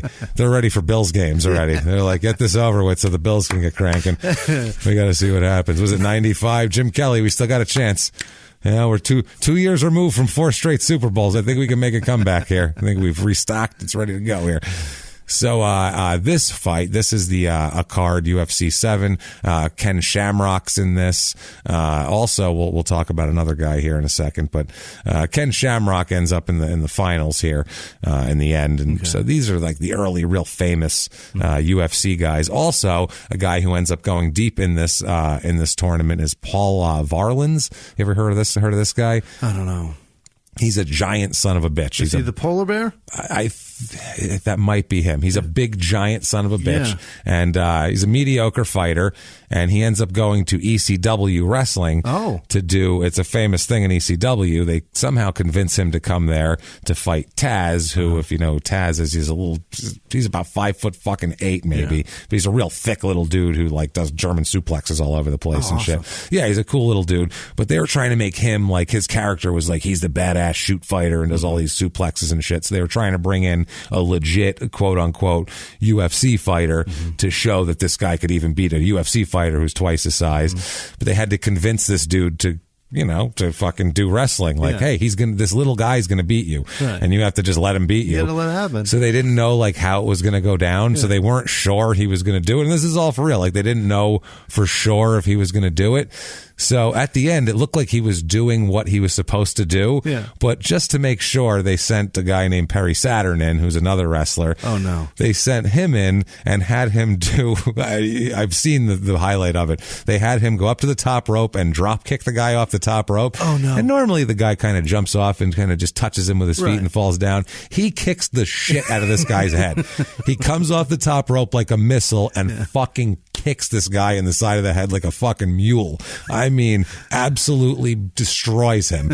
I mean, wrestling moves, if you did them for real, would fuck you up. Yeah. And he absolutely destroys him. And then Taz puts the submission on him and they say he gives up and they roll him out of the ring and he's fucking knocked out, has no idea where he is because he just got kicked in the head and we didn't even see it coming. 2 weeks ago, that happened to a woman.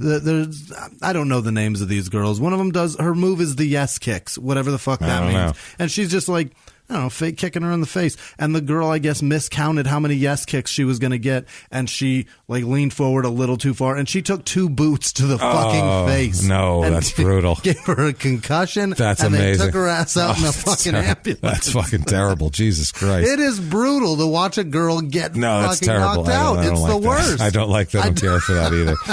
I don't care if it's you a can woman call me that a does it. misogynist Yeah. if you want. I don't like watching women get knocked out. Sorry. I don't know if you want to. Does that mean we're bad guys, I guess? I don't will know. tell you, she took it like a champion. Like Well, good for her. She got drilled. No, she's and, a fighter. And she went out Yeah. and she took it. Well, she didn't. Like a lot of times women getting hit, they look dumb. They Well, look not if they're bad. fighters, though. But right. If they're fighters, they know how to fight.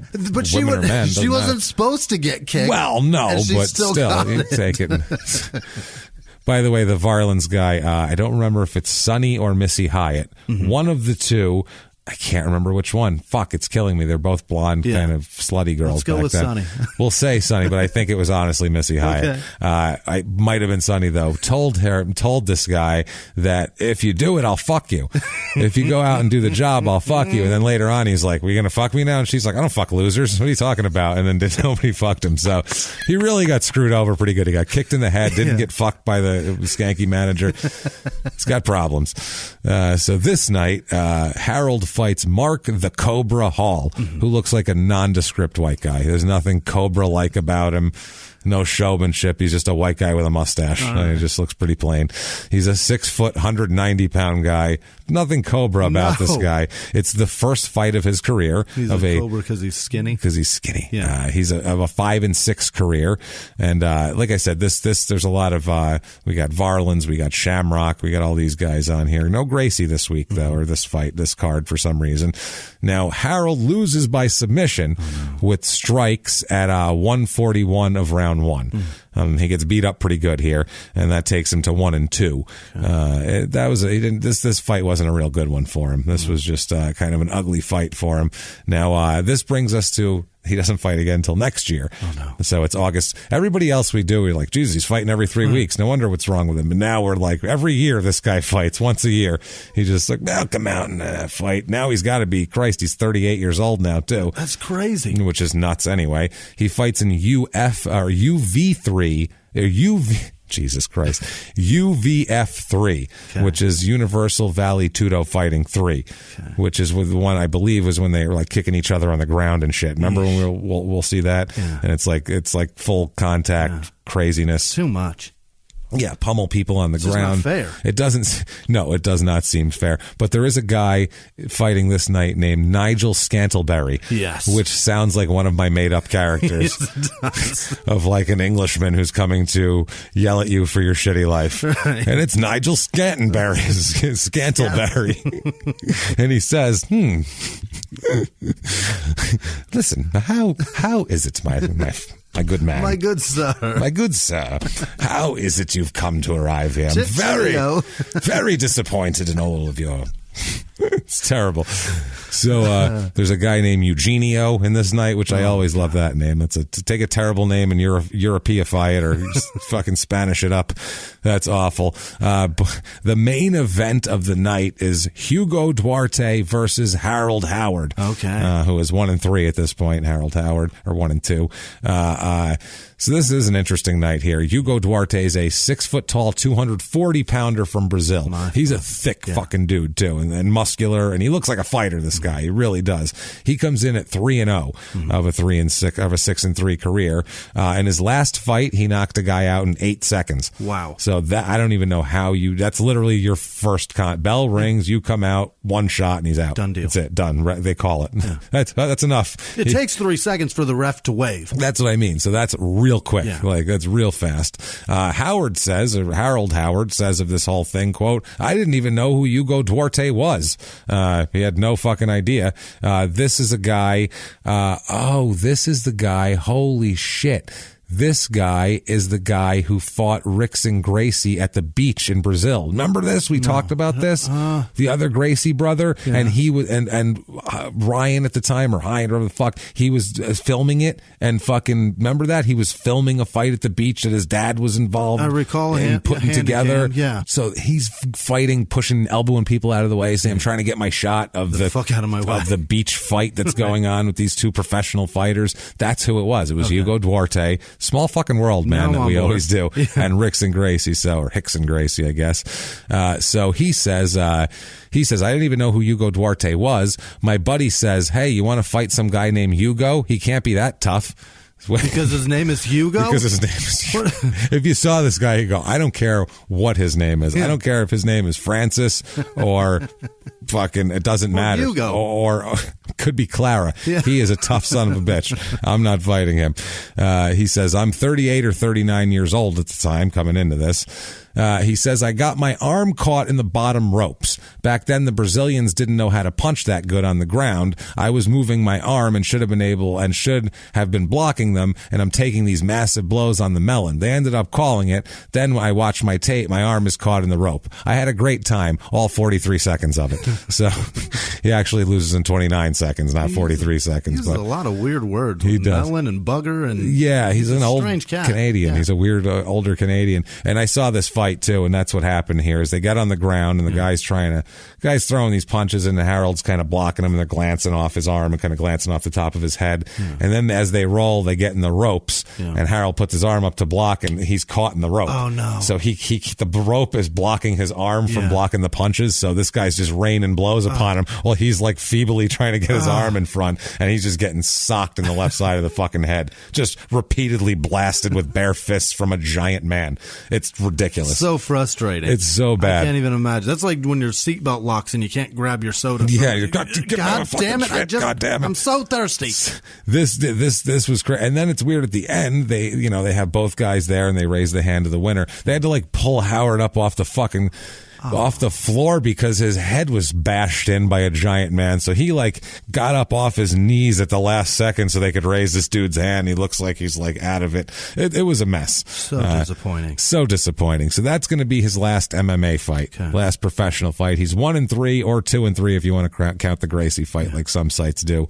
Who knows? A guy named Joe Ferraro, who is a UFC analyst for the Rogers Sportsnet, which is Canada, I believe, called Howard a legend and said he helped make the sport popular. Probably in Canada he did, honestly, because he had Canada written on his pants. Right on his leg. He said, quote, he was a tough guy, which I guess so. Howard managed to stand out in that environment. For 20 seconds? For 20 seconds, with the Oakleys and the mullet. Yeah, he stood out as a guy from another decade. That's why. Now, after MMA, shit was a little tough for Howard at this point here. In some point here in the late 90s, he is hit by a car. He's hit by a rich, drunken executive at one point. He says, quote, I was actually standing at Ontario Place in Toronto at the CNE. I have no idea what any of those words. I mean, I know what Toronto and Ontario and Place are. When you put all those together with CNE, I have no idea. I assume some sort of transportation, something. A hotel or a venue or something. Something, yeah, I don't know. He said he was standing in line. He said, quote, I guess the CEO came in after a liquid lunch and took me out of line. He got fucking mashed by a car. Just came up on the sidewalk and took him out. He wasn't like in the street or anything. A drunk driver just took him off the sidewalk. Horrible. He was really, really hurt bad and wasn't able to really recover well. Had a tough recovery. And he said it was tough because also he had no money. He couldn't work. He couldn't do things. He couldn't train people. Somebody's a CEO. Yeah, you can sue You're them. about to have some money. Well, he said, quote, we battled him for 7 years. Oh, my God. We have what they call no-fault insurance up here. You don't see any benefit of it. I almost lost my house. Oh, no. So he ended up getting nothing after fighting in court for 7 years after getting mowed by a goddamn car. Don't you wish you were American at this point, sir? For a minute, he wished he was American. You would be a CEO. But he also wouldn't have been. He also would have never been able to go to the hospital or anything for. So he'd have still been in a crooked pile on the floor. So maybe it's better you were in Canada. At least they put you back together. Here, you would have been fucked. You had no health insurance. You would have been shit out of luck. If I get run over by a car, just leave me where I am because I can't afford to get fixed. Just leave me there in a heap. That's it. If you find me, Jimmy, just go, that's enough of that. James is a goner. Podcast over. Podcast over. Take a picture of it, post it on social media. We're very sorry, but James's leg is up over his head, and it doesn't look like he's going to be able to make the show this week. The show this week will just follow my Twitter because I will just tweet a name. Yeah. There's your scumbag. That's him. That's the guy. Do some research. Yeah. Somebody Start tell me Googling, about fuckers. him. Someone tell me something about him. God damn it! I want to know something and make it funny. Here's a guy who you need to tell me a story about. Yeah, somebody tell me a story.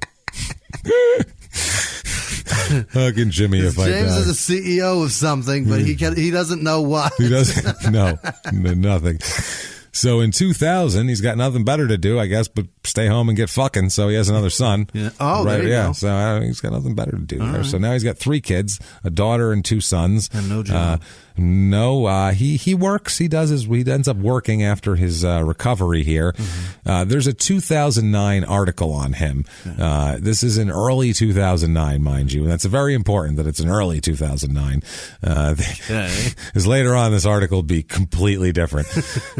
So this is it kind of talks about where he's been from 2000 to 2009. Mm-hmm. They say that he's still recognized on the streets in Canada. Wow, giant guy with a red mullet. And they're like, hey, he's still recognized. He says, though, but it's starting to get, by 2009, he said it wasn't all the time anymore. Once in a while, someone go, hey, you look familiar or some shit like that. It's like Jake the Snake now. Yeah. It's like, you kind of look like that guy, but balder and fatter. If you had a snake on you, I'd think you were an elderly Jake the Snake. If he was less bloated, I would say, I know Jake is doing better now. Yeah, he's doing fine. And he's doing fine. Sure and doesn't doing look all like that. Jake the Snake. No, and we chronicle Jake the Snake's whole life, Yeah. and he's had periods, and he has a lot of periods. I hope the man has a full recovery. I hope he never dips into his problems again. Violates ever again. But I'm pretty sure he will.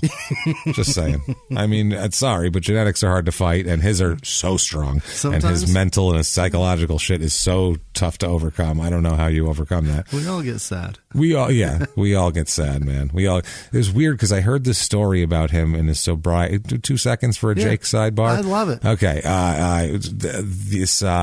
Reading this thing by Sean Oliver's his name from Kayfabe Commentaries. Does the wrestling interviews I get a lot of info from. Very high quality shit. If you're into that, it's very, very interesting stuff. Anyway, he talks about he wrote a thing about they had Jake in to do an interview, and they have this show called Breaking Kayfabe where it's not about wrestling. It's about their lives. It's people with wrestlers that have fucked up lives and weird upbringings and shit like that, and they talk about their lives and what made them who they are.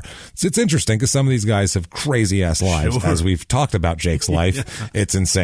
So they start asking Jake about his life, and he goes, I don't want to talk about my personal life. I don't want to talk about any of that shit. And he's like, well, it's kind of what the show is. Yeah. And I guess they had set it up through Diamond Dallas Page, who was working as Jake's kind of go-between, and I guess DDP didn't tell him what the show is about. He just said, hey, I got an interview for you. You'll get $1,000 or some shit. You know what I mean? And so he's like, yeah, all right. And so in the end, Jake ended up walking out and didn't want to do it, and he walked out. And later on, DDP was like, yeah, man, he's in a bad place in his recovery right now. He told the guy, he's like, that might have fucked him up. I don't know. And I'm like, he's that... Like, I don't know. Maybe he is, but I mean, someone's that close to the edge where if someone asks him a question, they're going to fall off. Like, that's a scary fucking place. It's a terrible place. I'm not making a judgment, but I'm just saying that's a terrible fucking place to be. That precarious where if something to the point of someone asking you a question that you don't like is going to send you off into a. How recent was that? That's tough. It was within the last 3 years. Oh God! And since he's been doing the DDP yoga and living at DDP was handling his affairs. Right. So that's how fragile he is. That's today, how fragile. He's that close with you ask him a question about booze and drugs and he wants to go do it. His family, his background, like his family and his dad and all that. Just anything. But I mean, that's out there. He said did it and Beyond the Mat. He talked about it a lot. But I'm not saying that to bash on Jake or to rip on Jake. I'm just saying when I said I'm not sure how long it'll last is because I think he's qualifies it very well. He's a sensitive guy like that, and he's got a lot of problems that aren't his fault, most of them. So I feel bad for Jake, believe me. So anyway, Harold, though, or Harold Howard here, goddamn, that's hard. Harold Howard here, he says that he doesn't care what job he's doing. He's happy. He doesn't need fame or he doesn't need anything like that because he really didn't have that. Yeah. I mean, he had a couple of quick cups of coffee and he got beat up, so it's not like he had a big ego with the whole thing. And he talks about in 2009, quote, I just got laid off of a job, a huge renovation in Niagara Falls there. It's called the Fury, a roof made of all copper. It's a pretty good trade. It goes along with the ancient stuff like I like to mess around with. The technique is so old, there's no nails at all. It's all held down by clips. It's not shingle roofing. It's all done copper and folded into itself. The roof will last 150 years. It's high work. I've always liked working up high. The man's roofing. He's roofing. That's what he ends up doing.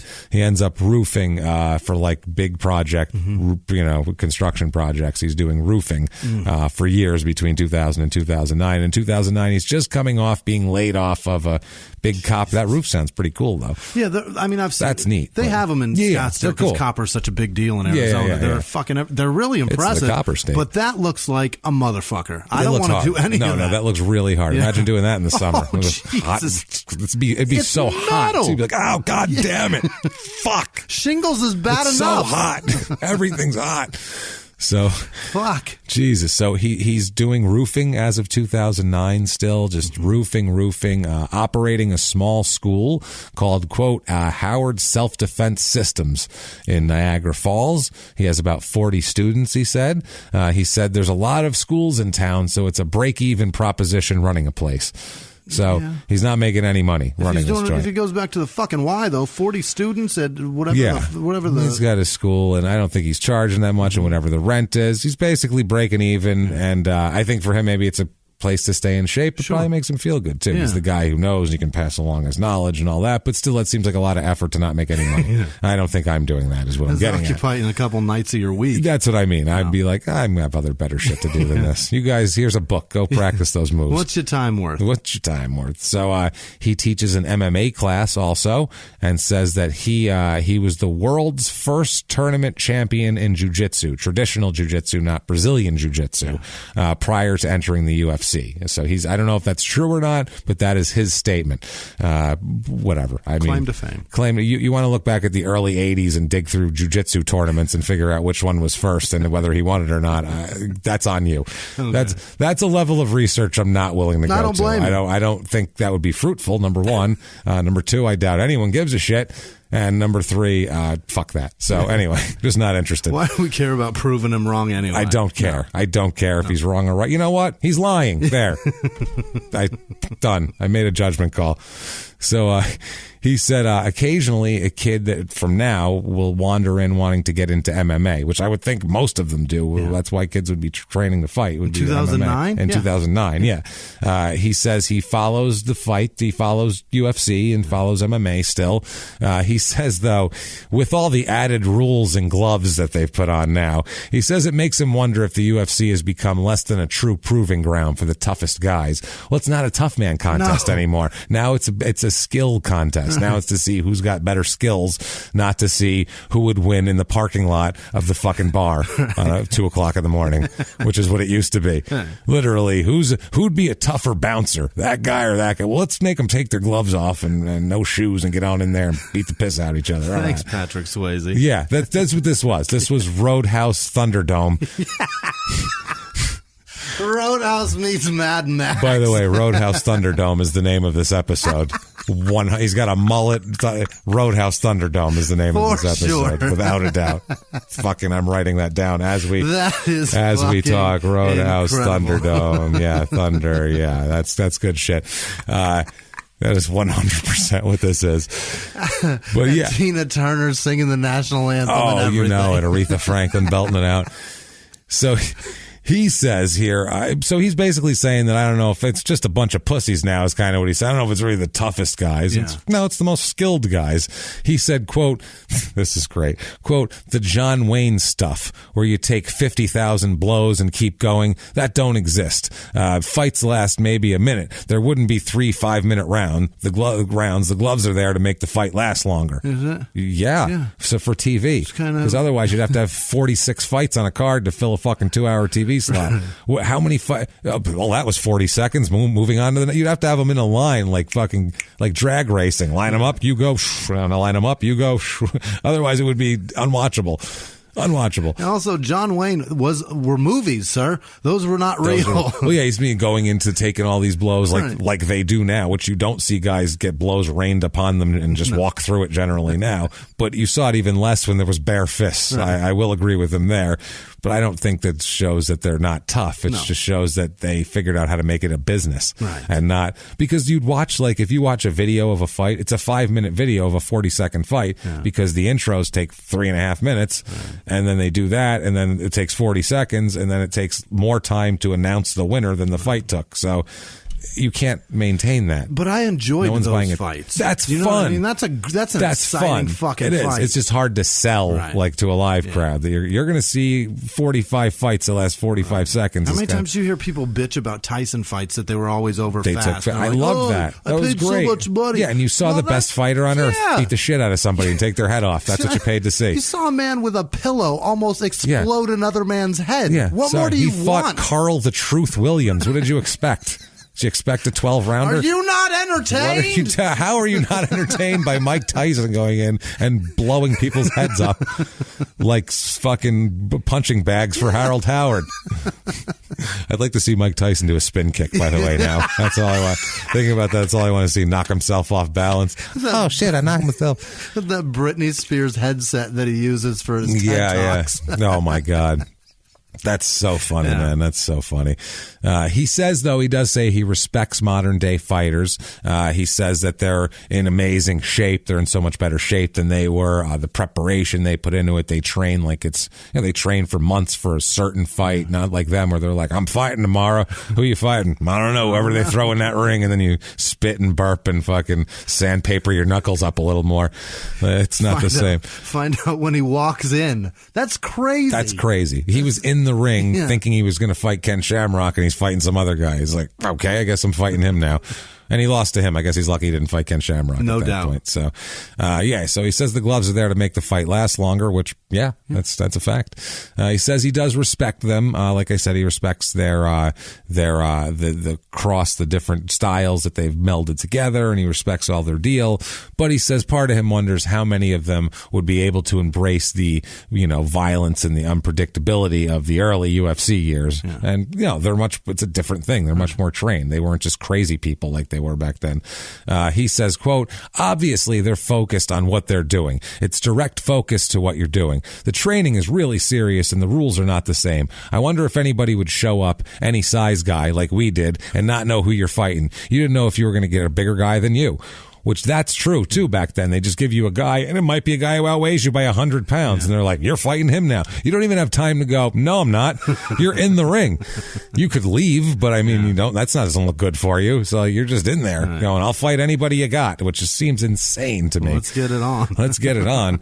There's YouTube videos from this time period of him talking to kids, doing karate demonstrations for these kids where he has classes and teaching them street stuff, kind of like, useful shit on not just like tournament fighting, like teaching them if you're on the street and this happens, you should do this. And one of his things, he said, quote, the youngest boy is 9. He's a blue belt and a AAA goalie. This is about him, his kids. I'm sorry. My youngest boy is 9. He's a blue belt and a AAA goalie. So he follows in, both the kids follow in the fighting in karate and shit with their dad, but they both play hockey too, both the boys. Okay. And he said his oldest boy is 17. He's a full black belt and plays for a select team. I don't know what that is, but he plays in some high level of hockey. He said, my daughter is 19 and in Western University. She's studying to be a psychologist so she can figure out what her father's problems are. So he's got a sense of humor. He beat me to it. Yeah, that's one of those things. Like, I can find out what's wrong with my crazy ass. Well, I still have this mullet for some reason. I don't know what's happening. Yeah. So this is that's the article that was in 2009. That's early 2009. So that's a Where Are They Now on Harold. Yeah, remember that guy with the crazy UFC? And that's kind of fun. And this guy should have just waited 6 months to file his article or to write his article, because I don't know, this guy's whole life in 50 years, it was just kind of, it was what it was, and he had a little mediocre career in some karate, and then he just went nuts overnight, and this guy missed it by 6 months out of 50 years. October of 2009 is when things start kind of going off the deep end here. His wife, Elise, says that he started, or Elise, or whatever, Elise, I don't know. Elise. It's probably Elise. It's Elise. Yeah. She said that Howard started to lose his grip on everything, reality and everything else, in October of 2009. She said he insisted at one point that she was wearing her makeup differently, and because of that, accusing her of cheating on him. Like all the time, he'd be like, you didn't ever wear, eyeshadow like that before. And she's like, same shit I always wear. He's like, no, you're looking for men and you're doing, so shit's gotten crazy. So that's like, she's like, what are you talking about? Like, when someone's not right? Yeah. And you're just like, logic isn't going to get through to this person. I gotta get away from this one. Yeah, there's no logic. They're not on the same, we're not in the same world here. It's one of those. So he started accusing her of cheating on him, and like just out of nowhere, about like for makeup shit. One morning he was doing this. He was accusing her of cheating because she was putting on her makeup in a way that he didn't like, in a cheating way, I guess. You know how that is. Women, they got a little signal. They'll do a little thing with their makeup when they're cheating. They just a little flutter. It's a one little poop, and you go, oh, that's a cheating one. It's like if you got a flower in your hair, you're single in Hawaii or whatever the fuck it is. It's the same thing. So this time they're arguing about it, and she's trying to tell him that I don't know what you're talking about, and he kicks her this time in the leg. Luckily not in the face. We know he's not going to go above the chest, right. And he probably fell down also, but he kicked her, which is not great. He kicked her in the thigh, and he's a big guy who knows how to kick. So this wasn't just like a flailing kick, and she ended up with a big giant bruise on her thigh from getting stomped on by a big giant guy. So that's not wonderful, obviously. Domestic assault is not great. No. And you would think, wow, hopefully maybe he'll get some help or get on some medication. That's a bad start to an unravel, but unfortunately he doesn't, and it only gets worse from here. He's charged with assault for kicking her, which is good. No, she called the cops. Absolutely. The Mounties came over with their little hats on, and then they got off their horses. Showed up. They did, and it was really this big powerful. They surrounded the house and they beat him with nightsticks. So Howard ends up, he's released on bail from that because he doesn't have a big criminal record or anything like that. He's released on bail, and his wife is done with him at this point, won't let him back in the house. So that was it for her. Physical abuse was the last straw, so good for her. She told him, guy. She told him, I'm not going to have you. And also, if she looked into his eyes and he had the crazy thing going on, and then he starts kicking at her, she probably said, that's about it. Next step is he's going to put my head through a fucking wall.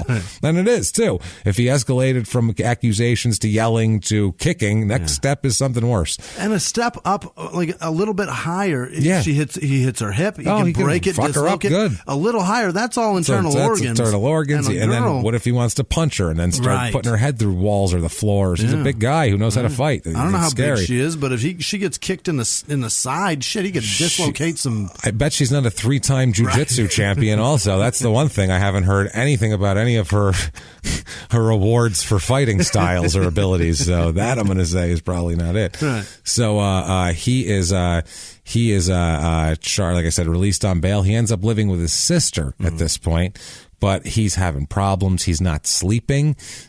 He's not working.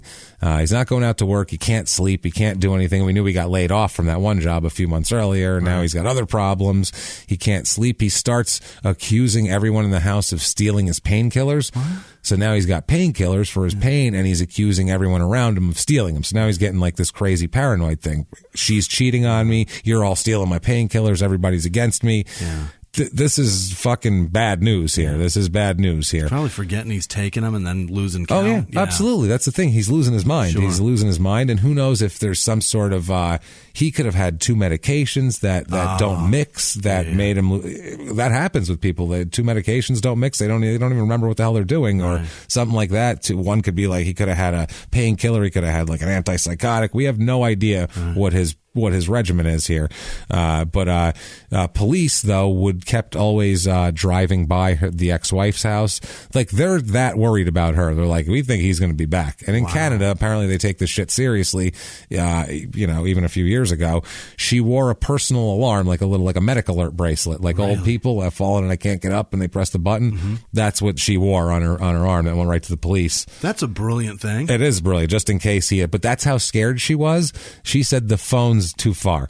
The phone isn't enough. I might not be able to pick that up while he's pummeling me. Right. I need to be able to just press a button and have the cops come here. Do they have that in America? I'm sure they have. Well, they have medic alert. I'm sure they have a police alert, probably. I don't know. I would hope so. I would think That's so. That's a brilliant fucking tool. It is way to go, it's a great Canada. tool. Yeah, way to go. I mean, I'm sure they have them here, but you'd have to be really sure that someone's about to is after you to be wearing a police alert bracelet. You know, I'm sure there's a lot of those. That's what I mean. I'm sure there's a lot of spouses of crazy people who would love to have one of those. Sure. So if those are available here, fucking find one, and get you one, because that's not a bad idea. Yeah. She said, this poor woman, she said, his ex-wife or his wife at this point, quote, we were always looking over our shoulder. I expected to be a target. So she's very scared. She's so scared she's got to wear an alert thing, and she's there with her kids too. Obviously, she's got a younger son, a teenage son. The daughter's at college, thankfully for her. But it gets a little crazier. I should say a lot crazier. What? Let's just go ahead and say a lot crazier. How does it get crazier? He's yodeling hee-hoo. Yeah. He's going up the wrong mountain now. He came down the other side, and now he's coming back up. They're going, wrong way. Yeah. You can't go up that way. He's like, no, I'm fine. Yodeling hee-hoo. He's fucking going, man. December 9th, 2009. So that was October 2009, the shit with the wife. And in the next couple months between that, she's scared of him wearing an alert, all that. So December 9th, 2009, Howard shows up, Harold Howard, shows up at the Toronto Star, which is a newspaper. Right. Pretty big one. Shows up with a briefcase at the Toronto Star. Okay. He looks like he's dressed in like business clothing, but his clothes are like worn out and old, and he doesn't look like, he looks like he tried. It's weird. Looks like Will Smith in The Pursuit of Happiness. Yeah, that's a good way to put it. Yeah, like, and his homeless vacuum salesman. That's what it looked like. But he went to Goodwill and he got one outfit, but he's had it on a couple days and it's a little dusty. You know what I mean? It's one of those things. Kind of like in Deadwood when everybody looks like they got like a layer of dust on them where they haven't had a chance to get their suit cleaned. They hit it and dust it off and then go out in the street. So also, in addition to his clothes being worn and looking a little bit out of place, something really that looks out of place in a business building is his knuckles are bruised and caked with dried blood. What? So when your knuckles are caked with dried blood, that tends to give people a red flag that you are probably a crazy person coming at them. What have you been punching repeatedly over and over and over again? Is that your blood? Is that your blood, I hope? So they're dried blood, all bruised, all fucked up. He's wearing a faded out suit, carrying a briefcase, and then he announces at the Toronto Star, and they said he was all hoarse too. His voice was all hoarse, like he'd been yelling, and looks like he'd just been yelling and fighting for 3 days, and then just took a briefcase and went to the Toronto Star. He's like a WWE villain. That's what he looks like. Yeah, like a crazy person. He announces that there is a plot to ruin his life. Okay, that's what he announces to everyone. Okay, he claims to the Toronto Star. He's going to the press with this information now, Jimmy. This is very important. He's at the Toronto Star. He's at the newspaper to tell them about the plot against him. Could have made a phone call. Yeah, well, no. You need to show up in person. You bring your briefcase, all your important documents, and you make sure you've punched a brick wall all morning. Okay. That's very important. Right. And rolled around on the ground in your business clothes. Again, very important. Okay. He then says, this is his claim. Well, you can't just go in and say, there's a plot to ruin my life. It's like, yeah, there's a plot. Everyone, join the club, asshole. Right. Get online. He needs to go into specifics so you know, and you have to do this. If you're going to go in and announce that, get into specifics. He says that this is very reasonable. And I mean, honestly, this could be true. He's been injected with a liquid that hardened his veins and immobilizes him. God. So, I mean, that's... Who doesn't think that from time to time? And who also doesn't think to go alert the press of this fact? That's the other thing. He then held out his shaky hands to see for proof, and they're like, "Oh, your knuckles are all bloody, and you're saying there's a plot against you that involves injections that harden your veins, and let's security, somebody please get this crazy fuck out of our goddamn building." So if a man like that is standing and not shaking, that's when something's out of the ordinary. He should be shaking. He should, absolutely. You better be shaking. And they said his eyes were just as big as you can be. Like, you gotta help me. Like, he believed what he was saying. Okay. Like they were like, there is no doubt in our minds the way his eyes looked. He 100% believed every word he was fucking saying, which is absolutely fucking crazy. So after they hold him out and hold his hands out and his eyes, and he's like, "Look," they're like, "Okay," and then he's escorted from the building pretty much immediately. He left. As he's leaving, he's like, all right. He gets real calm. They start taking, he's like, "You're not gonna listen to me? All right. And he nods his head a bunch of times real fast, and he goes, "On to plan B then." What? Which I don't know what the fuck. What was that plan? That was plan A. Okay. Plan A was alert the press, uncover the whole thing, and blow out of the water this conspiracy that's been leveled against him at the highest levels of government and the civil everybody. Everybody's involved in this, Jimmy. Society, the government. It's all one thing. Okay. U.S. government, Canadian government. It's a Northern America intercontinental alliance pact to take this guy down with immobilizing, vein-hardening injectable drugs. So, very, very deep plot, Jimmy. This is deep state shit right here. This is what people are talking about. This has nothing to do with anything else. It just has to do with Harold Howard, and it got confused, and people have taken it run the wrong direction. So he's escorted on to Plan B. Yep. And they're like, "I sincerely hope Plan B doesn't involve us at all," I think is what everybody thought. Let's just hope Plan B involves anyone else but us here. So he walks out on the street and he's like, "Plan B, motherfucker, that's right." Imagine this guy, they kick him out on the street, shove him out, and he straighten himself out, and his briefcase in his hand, and he's like, "Plan B." What is his knuckles on his pants? Walks away calmly, thinking, "Plan B now, Plan B. If only I need to work out Plan B." What the fuck is Plan B? He's walking down the street. Well, Plan B, as he sits to ponder Plan B, he sits and he's pondering Plan B. If there's three things old Harold Howard likes in this world, it's bloodying up his knuckles. He does that in the morning just as to wakes him up. It's like coffee. He likes to expose a good conspiracy plot. You bet. And he likes dogs, mister. And he hears some coming and he gets very excited to pet them. And it's Bobby Colorado, animal trainer from Fredericksburg, Texas. And he says,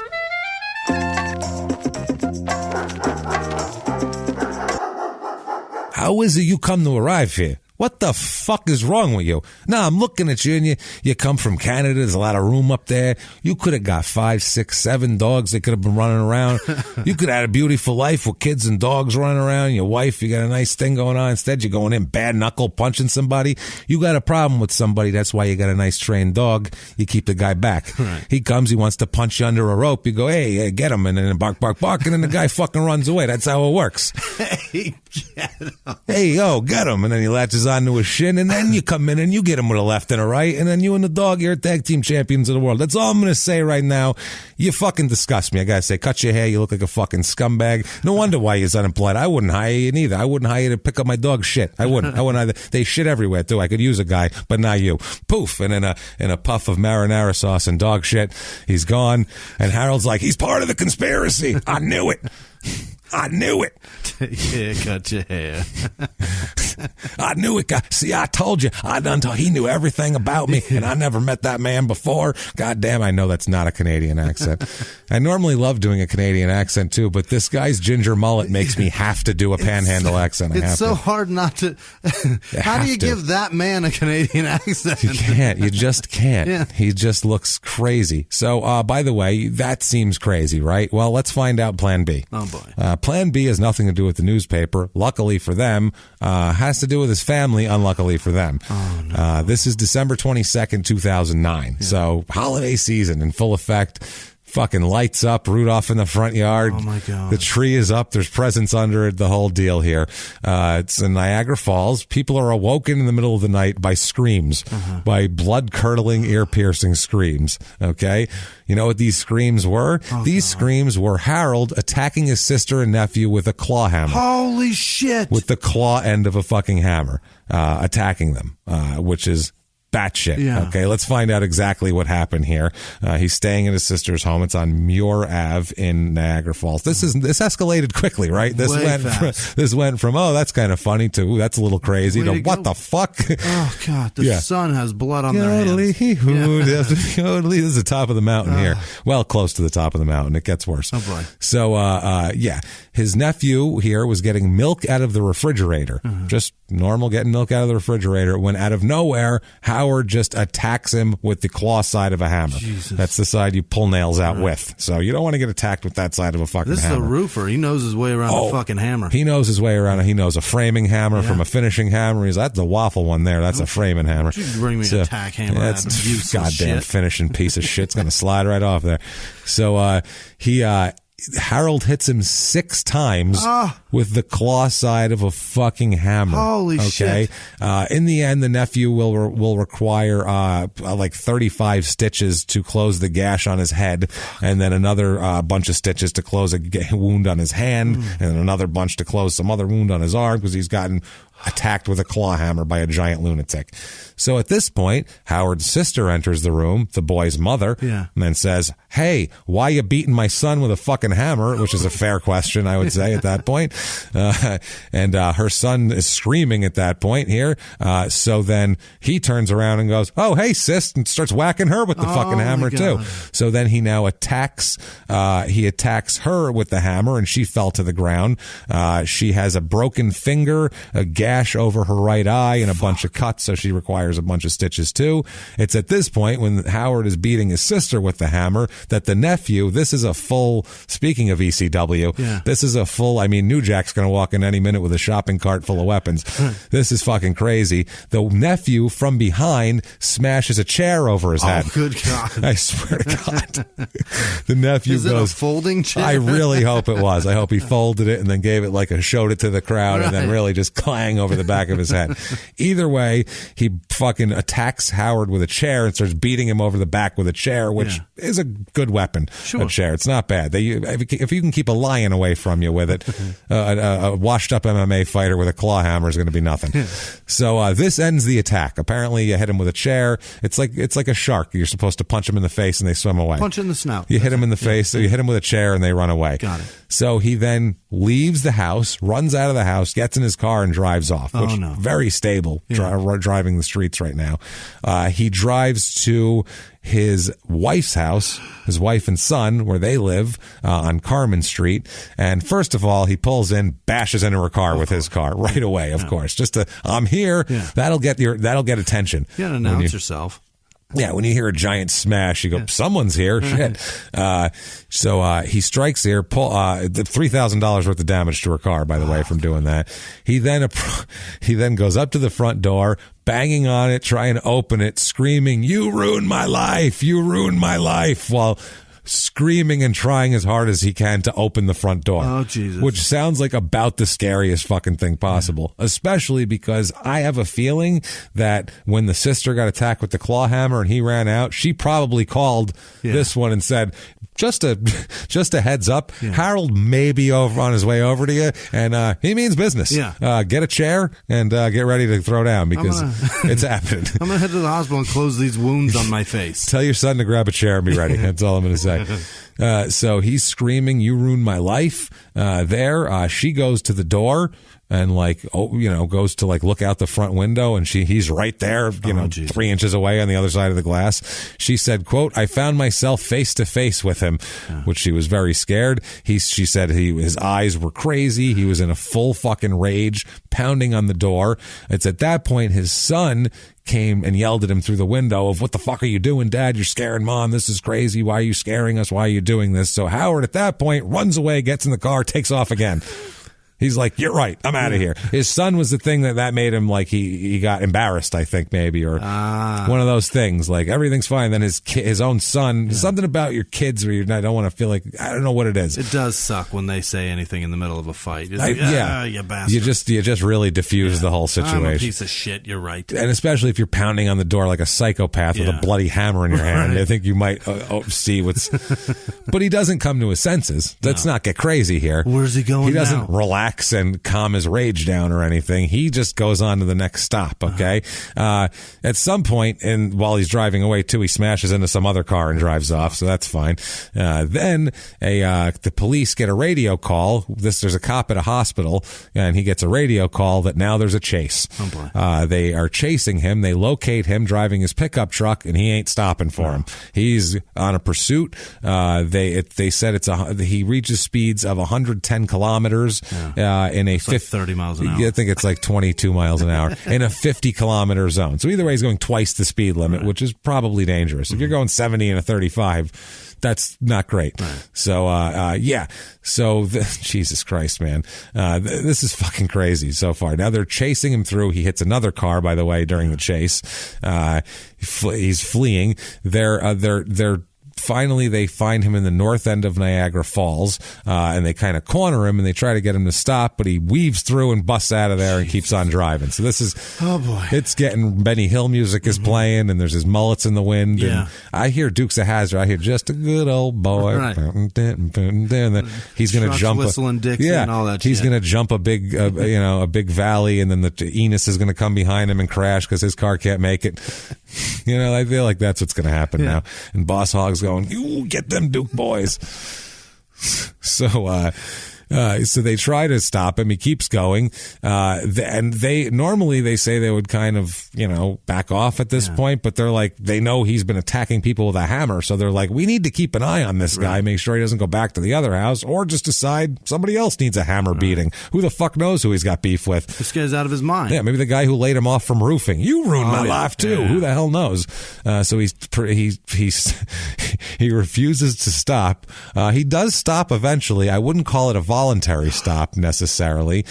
He goes to the Falls View Casino in Niagara Falls, and what he does is not slow down and crash his pickup truck through the front doors of a casino. Wow. Drives into the casino because he went right through the front doors. Very Sylvester Stallone over the top, going through Robert Loggia's mansion. Fine. So this is a very over the top kind of story here. He goes into this fucking casino, smashes through the door, almost makes it to the gaming floor. Oh my God. It stops just short of the gaming floor when it hits a pole. Okay. So he fucking drives his truck into a casino and it just kind of peters out, hits a pole, and literally, it was slot machines 10 feet from there. He could have just plowed into the whole bank of them, and oxygen tanks would have went everywhere. Jesus. Would have been a goddamn disaster. He glanced off the fountain in the lobby first, by the way. So he hit the fountain, knocked that over, and that's what careened him off into a pole. It's so weird when you're driving in a casino. You never know what kind of fancy shit they're going to put up. Fountains come out of nowhere. Completely impede your way. It's like you can't even drive in a casino anymore in this country. It's fucking ridiculous. It would have been great if you drove that shit off the falls. That would have been amazing. That's how you do it, sir. That would have been the greatest ending to it. So then he flew off Niagara Falls and died. Thank you very much for joining us, everybody. That would have been that's almost Steve Howe almost did that. Yeah.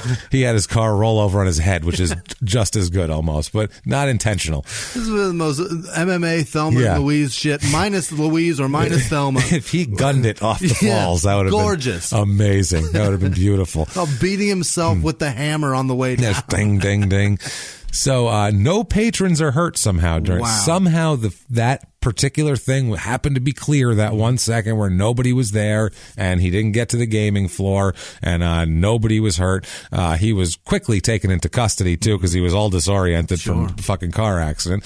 They took him into custody fine. Once they got him, he didn't do anything. He didn't try to fucking hit anybody with a hammer or, throw a lame spin kick on anybody or anything. Well, this drive is very much like his spin kick. He tried it and it didn't work. It didn't work. I gave it a shot and it didn't work for me. He's charged with 2 counts of attempted murder. murder. Oh, my God. 2 counts of assault with a weapon, attempted break and enter, failure to remain, flight from police, dangerous operation of a motor vehicle, mischief, and 2 counts of breach of recognizance from his last deal when he was released on recognizance. Got it. So that's like a parole, that's like a bail violation there. He tells police that he doesn't remember a fucking thing that happened. He says, I don't remember at all what happened. Don't know. Defense. Don't know. And Bad for him, defense. that's so crazy that you go, just my work. I don't think he does remember. He might not. That's such a psychotic episode that you go so out of character and crazy. The Niagara Regional Police Staff Sergeant said, quote, "Thank God it wasn't a Friday night. We were extremely fortunate not more people were around. A couple of people had to duck out of the way, but we could have had some serious problems if it had been a few hours earlier or on another day. There were serious injuries to the victims of the initial assaults, but not life-threatening at this point. There were head injuries and lacerations to arms and hands. They were taken to hospital and tests were being done." So, I mean, if there was a big glut of people at the beginning of the casino, he could have killed 30 fucking old people there. That could have been horrible. I mean, that would have been awful. I don't know. And you think like the sister, she's kind of afraid of him and knows at least she's got an idea. Oh shit, he might snap. They're just in a goddamn casino getting plowed through with a truck. I feel bad for I feel bad for all these people, Jimmy. I really do. But not nearly as bad as I feel. Oh, Jesus. For Harold Howard. Oh, no. Corporate controller at Save-A-Tree in the greater New York City area. It's a financial services thing. He's the corporate controller there. Harold Howard, executive chief at MASANI Gourmet Southern Cuisine, which is, he's an executive chef. Yeah. I meant to say. I was going to say executive chief officer, and I'm like, there's no officer. Executive chef at a gourmet Southern cuisine restaurant in the greater Atlanta area, right. Which we will be in. We will. For Small Town Murder, so maybe we'll stop by and see Harold Howard and apologize to him for his terrible name. Buckhead Theater. Get your tickets. They're almost gone. They are. They really are almost gone. He went to Loyola Marymount University and has never attacked anyone with a hammer as far as I know. Harold Howard, the maintenance supervisor at the Lincoln Property Company in Colorado Springs, Colorado. Oh, there terrific. you go. It's a real estate company. Harold Howard, the president and CEO of Allied Financial Inc. in the greater Los Angeles area. Very important man there. And CEO and president. That guy of a large like a financial corporation. Very different from a Canadian mulleted roofer with a hammer issue. I like how before he said there ain't no hammers or nails in the roof of the copper thing. And then later on he's like, I want to hammer something. God damn it. I ain't had a chance to hammer. So I'll make a nail out of you. God damn it. So also finally Harold Howard, a pastor at Warren Hill Church in Virginia, I believe. So all those counts we mentioned there, the 2 counts of attempted murder, etc. He faces up to 25 years in prison for all of these things. Those are all very serious charges. In mid-January 2010, he goes to court. He appears in court here to plead guilty to all of these charges, or lower versions of these charges. It's going to be aggravated assault causing bodily harm, dangerous driving, failure to remain at the scene of an accident, mischief, and breach of a court order. He does not have a lawyer. He is representing himself. That's never good. It's never a good idea, and always a sign of mental illness, always. He said, though, he made it clear to the judge that he understood the charges and he wanted to proceed without a lawyer. They said, are you sure? We can get you a lawyer, legal aid lawyer. We'll have somebody here in 10 fucking minutes. Just to, maybe you wanted to ask him a question. Maybe just the paperwork, you fill it out, you go, I don't know what to say here. And they said, nope, I'm good. Obviously, I'm legal scholar. Clearly I'm a legal scholar. He was kept in handcuffs in the prisoner's box, which means you can't be an effective attorney, I feel like, while you're handcuffed. He said he understood his options, but he wanted to have his case heard on that Friday. He was initially they had brought it up to 25 charges they had him with, and then they ended up reducing or withdrawing him down to what we said. Pleads guilty, like we said, what we told you about. His sister and nephew give victim impact statements, which is not great. She had, they have bloody gashes and all that shit. That sounded terrible. It's almost worse to hear impact statement from people that had a hammer impact their fucking Especially head. someone close to them. Right. His sister was letting him live at his house when his wife kicked him out for being a psychopath. The statement I wanted, my impact statement is dong, dong. That's how it felt, and that's the noise I heard. I heard boom, boing. and then I hit the ground, and then I heard pow, and I did that. That was the impact. So his sister said that she lives in a constant state of fear and now can't sleep anymore and is basically scared in her own home 24 hours a day. She said, quote, "My life has been torture." Sounds bad. His wife and son also submitted impact statements, but they weren't read in court. She submitted them to the judge so they could get a little more. Sure. They didn't make a son give an impact statement to their father, which is good. That's kind of shitty to the kid. His sister said, quote, "I blame no one but him for the whole thing. He's the one who chose to take the drugs." He was saying he was fucked up on drugs this whole time. That's his excuse. "I don't remember shit. I was all fucked up. I have a lot of pain, possibly some brain damage. We'll see." So April of 2010 in court, the prosecution is asking to give a jail sentence of 56 months in addition to the 117 days of pretrial custody that he served. His wife watched him plead guilty, and she said, quote, "If there was some reason that caused you to do these things, you would show remorse." That's what she told her husband. That was her statement to him in before the questioning, and he hasn't shown any remorse at all. None. He just said, "I was fucked up." Like they don't know why he did it. He just did it, and then they were like, "Why'd you do it?" He's like, "I don't know." Like, just, it's the weirdest fucking thing. Remember. I don't know. My brain is fucked. Right. He said, he made a statement to the court, telling the judge that this is not his normal behavior. This is certainly not normal behavior for me. I don't know what the fuck happened, blah, blah, blah. Then he asked if he could serve his sentence in a facility out west, explaining, he says, "I have no future in the Niagara region. Nobody here wants to talk to me. My wife and son don't want to talk to me. None of my kids. Nobody cares about me. Can I please just go out west by myself and be done there?" And then he asked if someone could retrieve his tools from his former residence, which they're like, "No, you're not getting any. You want a hammer? That's what you're asking me to get you? No. Another hammer? No, you can't have a hammer. Not Sorry. allowed. All your hammers are going to stay there." Sorry about that. The judge told him that, quote, "These are very serious offenses which had significant impact on people close to you." And he also said that these people and other people around him once held him in high esteem, and he has let them down severely. You, sir, may fuck off. 5 years in prison for him. It's 56 months. It's not quite 5 years, but 5 years sounded better than 56 months. 5 years, basically, if you add in what he did, the 117 he did, it's pretty close to, because it was whatever. So he is also, in addition to that, prohibited from owning any weapons or firearms for life. So he's not allowed to. I don't even know if a hammer counts as that, because I'm a roofer. And they're like, "Well, no hammers for you. You're sorry. You can get a big shoe and use the heel to hammer those fucking those are all weapons, man. He's also ordered to supply police with his DNA to keep on file in case some other crazy shit goes on. Who knows? Also, they're talking about, afterwards, he talks about how the getting hit by the car was the thing that fucked him all up and turned his whole shit around, because that's what got him really into the Oxycontin and all that shit. And gabapentin, I don't know what that is, for pain. Gabapentin, I don't know what the shit that is. Maybe it's some Canadian thing. I don't know. I don't know drug. I'm not a drug guy. I have no idea. And a pharmacist. Prednisone for inflammation, which I've heard of. It's just an inflammation thing. And sleeping pills also he was taking. So he's taking this crazy cocktail. We don't know how they're reacting to each other. Right. And he said that was the big deal.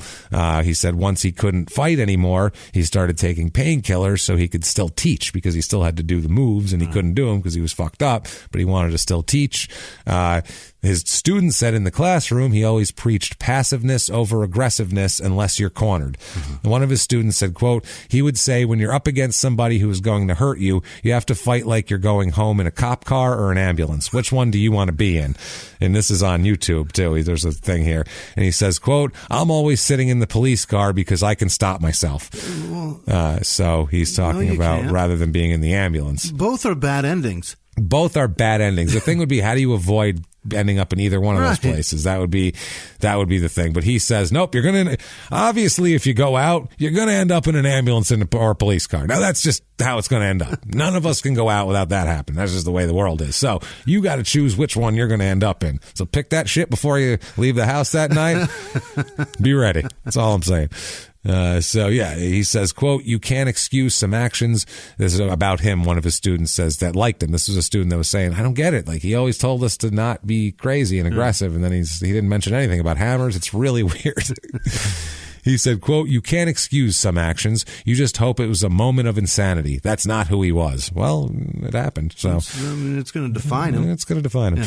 Yeah. His wife hopes that he gets help in jail, ex-wife now, but she doesn't think his sentence was long enough. No, I don't either. I don't either. Yeah, he could have killed them with that fucking thing very easily. And then he's driving around. He could have killed more people. Like, fuck. She said, quote, it was terrible. Why he chose to attack them, nobody knows. I don't think anybody ever will, which is true. And that's it for Harold. He's out there right now. Wow. He's out of prison, I know, because can't get enough of Harold. Follow him on Twitter. Oh, my God. He's got a Twitter, and he's going to kill us probably. Yeah. It is at Harold Howard MMA. Well, he can't kill us. He can't kill us now. He's got no weapons for him, so he's probably not allowed in the U.S. either. So guess who's got weapons, Howard? I'm not scared of you. No, he's an old man. He's in his 50s now. Not an old man. He'd still kick the shit out of either one of us, I'm sure. If I shot him, he wouldn't feel it. No. He's drugged up. He just keep coming at you like a zombie. So you can follow him there. His little, his profile thing is, quote, fight, fuck, nearly die. We've got a saying back home. That is, if you're coming on, come on. So he embraces that shit. He's tweeted 292 times. He's following 348 people, only has 279 followers. Oh, no. And so he's not doing well on Twitter. It's all mainly just him answering questions, like a conversation, but like, it's not good. He's not a good tweeter. He's not good on Twitter. He's an old man. He's an older guy, and he's Canadian. He's still a roofer, for fuck's sake. Yeah, he's trying to figure that out. He's trying to figure out copper roofing technology. Never mind this. And if you really can't get enough of Howard, if you want to be the Howard's biggest fan, you can get a Howard T-shirt. Yeah. They have a Harold Howard tribute shirt. It's on Cafe Press. It is a picture of him, like a black and white, mullet flowing, Oakley's on, looking mean, and it says, if you're coming on, ... That's the thing.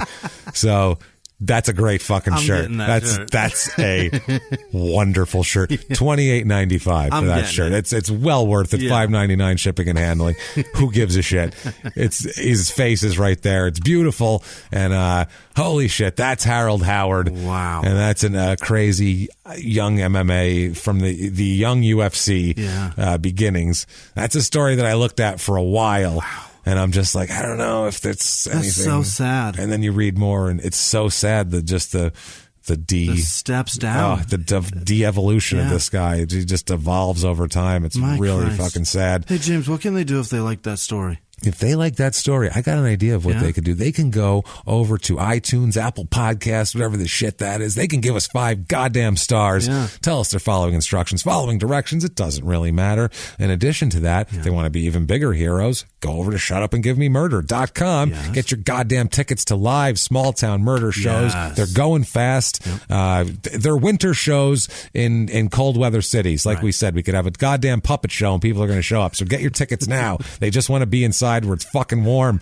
San Francisco, fill it up. We're almost done. We're almost done. We're almost there. We're almost there. That's next coming week. In 2 weeks. It'll be sold out by the time we get there before Halloween. That's our next show. And Phoenix, Arizona, November the 3rd, stand-up live. Those especially, get those because we had very little time to sell those tickets. So make sure you get those and get in there to see us. That would be wonderful. Follow us over on social media it's at Crime and Sports on Twitter, at Crime and Sports on Facebook, and it is at Small Town Murder on Instagram. That's right. And you can just find those links over at shutupandgivememurder.com. You know what else you can find over at shutupandgivememurder.com? Why don't you tell them? You can find links to patreon.com/crime and sports, and also PayPal, where you use our email address, which is crimeandsports@gmail.com, and you can make a one-time donation there and be one of our goddamn hero, wonderful, fabulous producers who Jimmy's about to tell me about right goddamn now. This week's executive producers are Candace Kennedy, Craig Cole, and Chrissy Ann Castaldi, a bunch of C's. Alliterative motherfuckers. Thank you. We appreciate that. And Jennifer Thomas, Joanna James, Michelle Jolly, and Meg Smith. Thank you guys so much for coming through. That's so much. Huge. Make your names have the same letters, though, and then... But thank you. Honestly, thank you very much. The Zookeepers, Court and Jacob up at cool. What is that? It's in Nashville, right? Knoxville Zoo. Right. Yeah, we have our penguin and our tiger painting up here in the studio. The tiger, I don't know if it's the same tiger, but one of the tigers died. I'm furious about it. I'm so sad. We have a painting, and it could be now. If he died, that's art's worth a lot more when the artist died. I think it was one of the orange and black ones. But the white tiger. I'm sad a tiger had to die. It's a bummer. That's she was really beautiful. sad shit. Dalton is a bitch. Okay, well, Dalton, you bitch ass. That's fine. How polite I said that. Yeah, Dalton is a bitch. You said like you were calling someone's name. Like, Dalton is a bitch. Your order's ready. Real proper like. Yeah. Sean Hartley, Scott Wiles, Cammie J. She donated 2 times, by the way, through PayPal and then through Patreon also. Thank you so much. That's insane. Thank you. Mr. M.J. Gooding, Bill Szynski. That's it. Hey. He donated twice on PayPal. Thank you so thank much. you, man. Appreciate that. Kelly Higby, Logan Zwiefelhofer. Wow. That's it. Nice. Jesse Hartman, Amy R. Eichert, Barbara Pagani, the one that sent us the ass wipe. Thank you so much, Barb. Yeah, tons of toilet paper. Yeah. That's road paper. That's good stuff. You betcha. Road shit tickets. Road shit tickets, yeah. Natalie Moore, Carol Dannenhofer. That's a lot of Hoffers already this week. She's often. Elizabeth Yarwood, Gary Howard, Reagan Schalke, Stephanie Agoa, Angela Miller, Lauren Demarath, Matt Dietrich, Crystal Lamb, Cat Power, again up in New York. Thank you, Cat. Hope you're doing better. Elizabeth Wolfinger. Either way. Yeah, both are good. They're both great. Margie Coonsey, Bryant Toole, Justin Miller, Kate Ives, Tyler Hales, or better known as Cheeto. Sure. Good for you, Cheeto. Give us money, you're Cheeto to me. You're Cheeto all day long. Christian He'll always be Cheeto to me. Under the Sea Fabrics, if you're a cross-stitcher, go see her. Yeah. Jessica Willis, Katie Heisel. Again, thank you so much for coming out Katie. in Portland. It was good to see you. Rob Roberts. Not Rob. It's probably Robert Roberts. Robert Roberts and Howard, his brother. Jill Williams, Jake Lascanis, Lonnie Hall, Lindsay Bullfinch, and Casey Hundle. Oh, wow. That's a couple, those two. Thank you. Richard Strout, Tira Tequila. You bastard. That's Tila Tequila. I was going to say. You're fucking ruining me. That's terrible. It's Tila Tequila with the R's because you look like an asshole when you say it like that. Exactly. So they got me to look like an asshole. That's Thank fine. you. Whatever. They gave us money. They paid for it, so it's fine. John Levitt, Nicola Elliott, happy birthday. Sharon Lagoni. Yes. Karen M. Spence, Nick Graham, Bob Daly, Danny Cav. I think that Cave. Could be Cave. Yeah. It's CAV. Danny, thank you. Who knows? Thank Victoria Gabay, Allison Thorpe, Noah Wooten, Cameron, what did I do? I know Franzman. That's what that is. There you go. Tara Mariko, Kanye. No. Kanya. Probably. Kanye Allen, Ben Story, you can blame Kanye West for that shit. Yeah, that's just, I saw that in your eyes. Like, this isn't Kanye didn't give us money, did he? Rokio Valdez, Michael Mahoney. That was the Goot's name in fucking Police Academy. Mahoney. Yeah. Patience Goots Cole, Ricky Dickey, The Impish Artist, Nicole Rivas, Jessica Dowd, Kelly Powell, Christina Carpenter, Joanne Macaulay Goodman. Why do I'm an idiot. Hannah Barwick, Katie Gonzalez, Dustin Hines, Adam McWaters, Jennifer Provan, Sinfully Delightful Clean Eating. And I found out that's not a business. It's just what she likes to do. Nice, and Kimberly Baum. Thank you guys so much for being such amazing people. We can't do it without you. Thank you. Yeah. We can't. You're it. You're it, guys. Honestly, you're the shit, and we love you.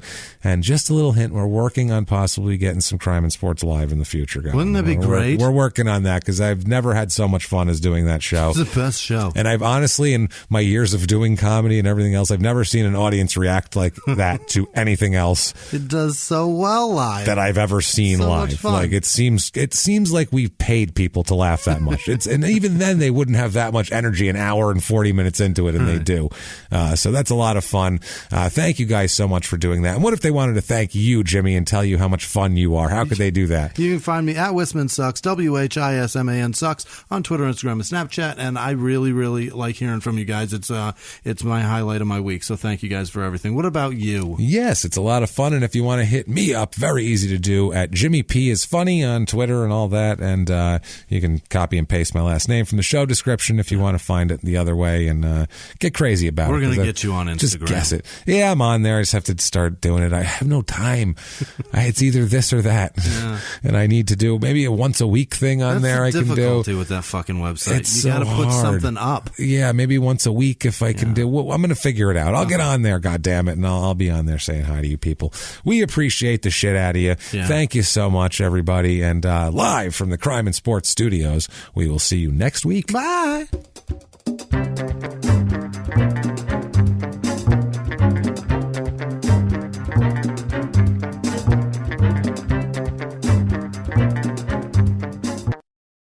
If you like crime and sports, you can listen early and ad-free now by joining Wondery Plus in the Wondery app or on Apple Podcasts. Prime members can listen early and ad-free on Amazon Music. Before you go, tell us about yourself by filling out a short survey at Wondery.com/survey.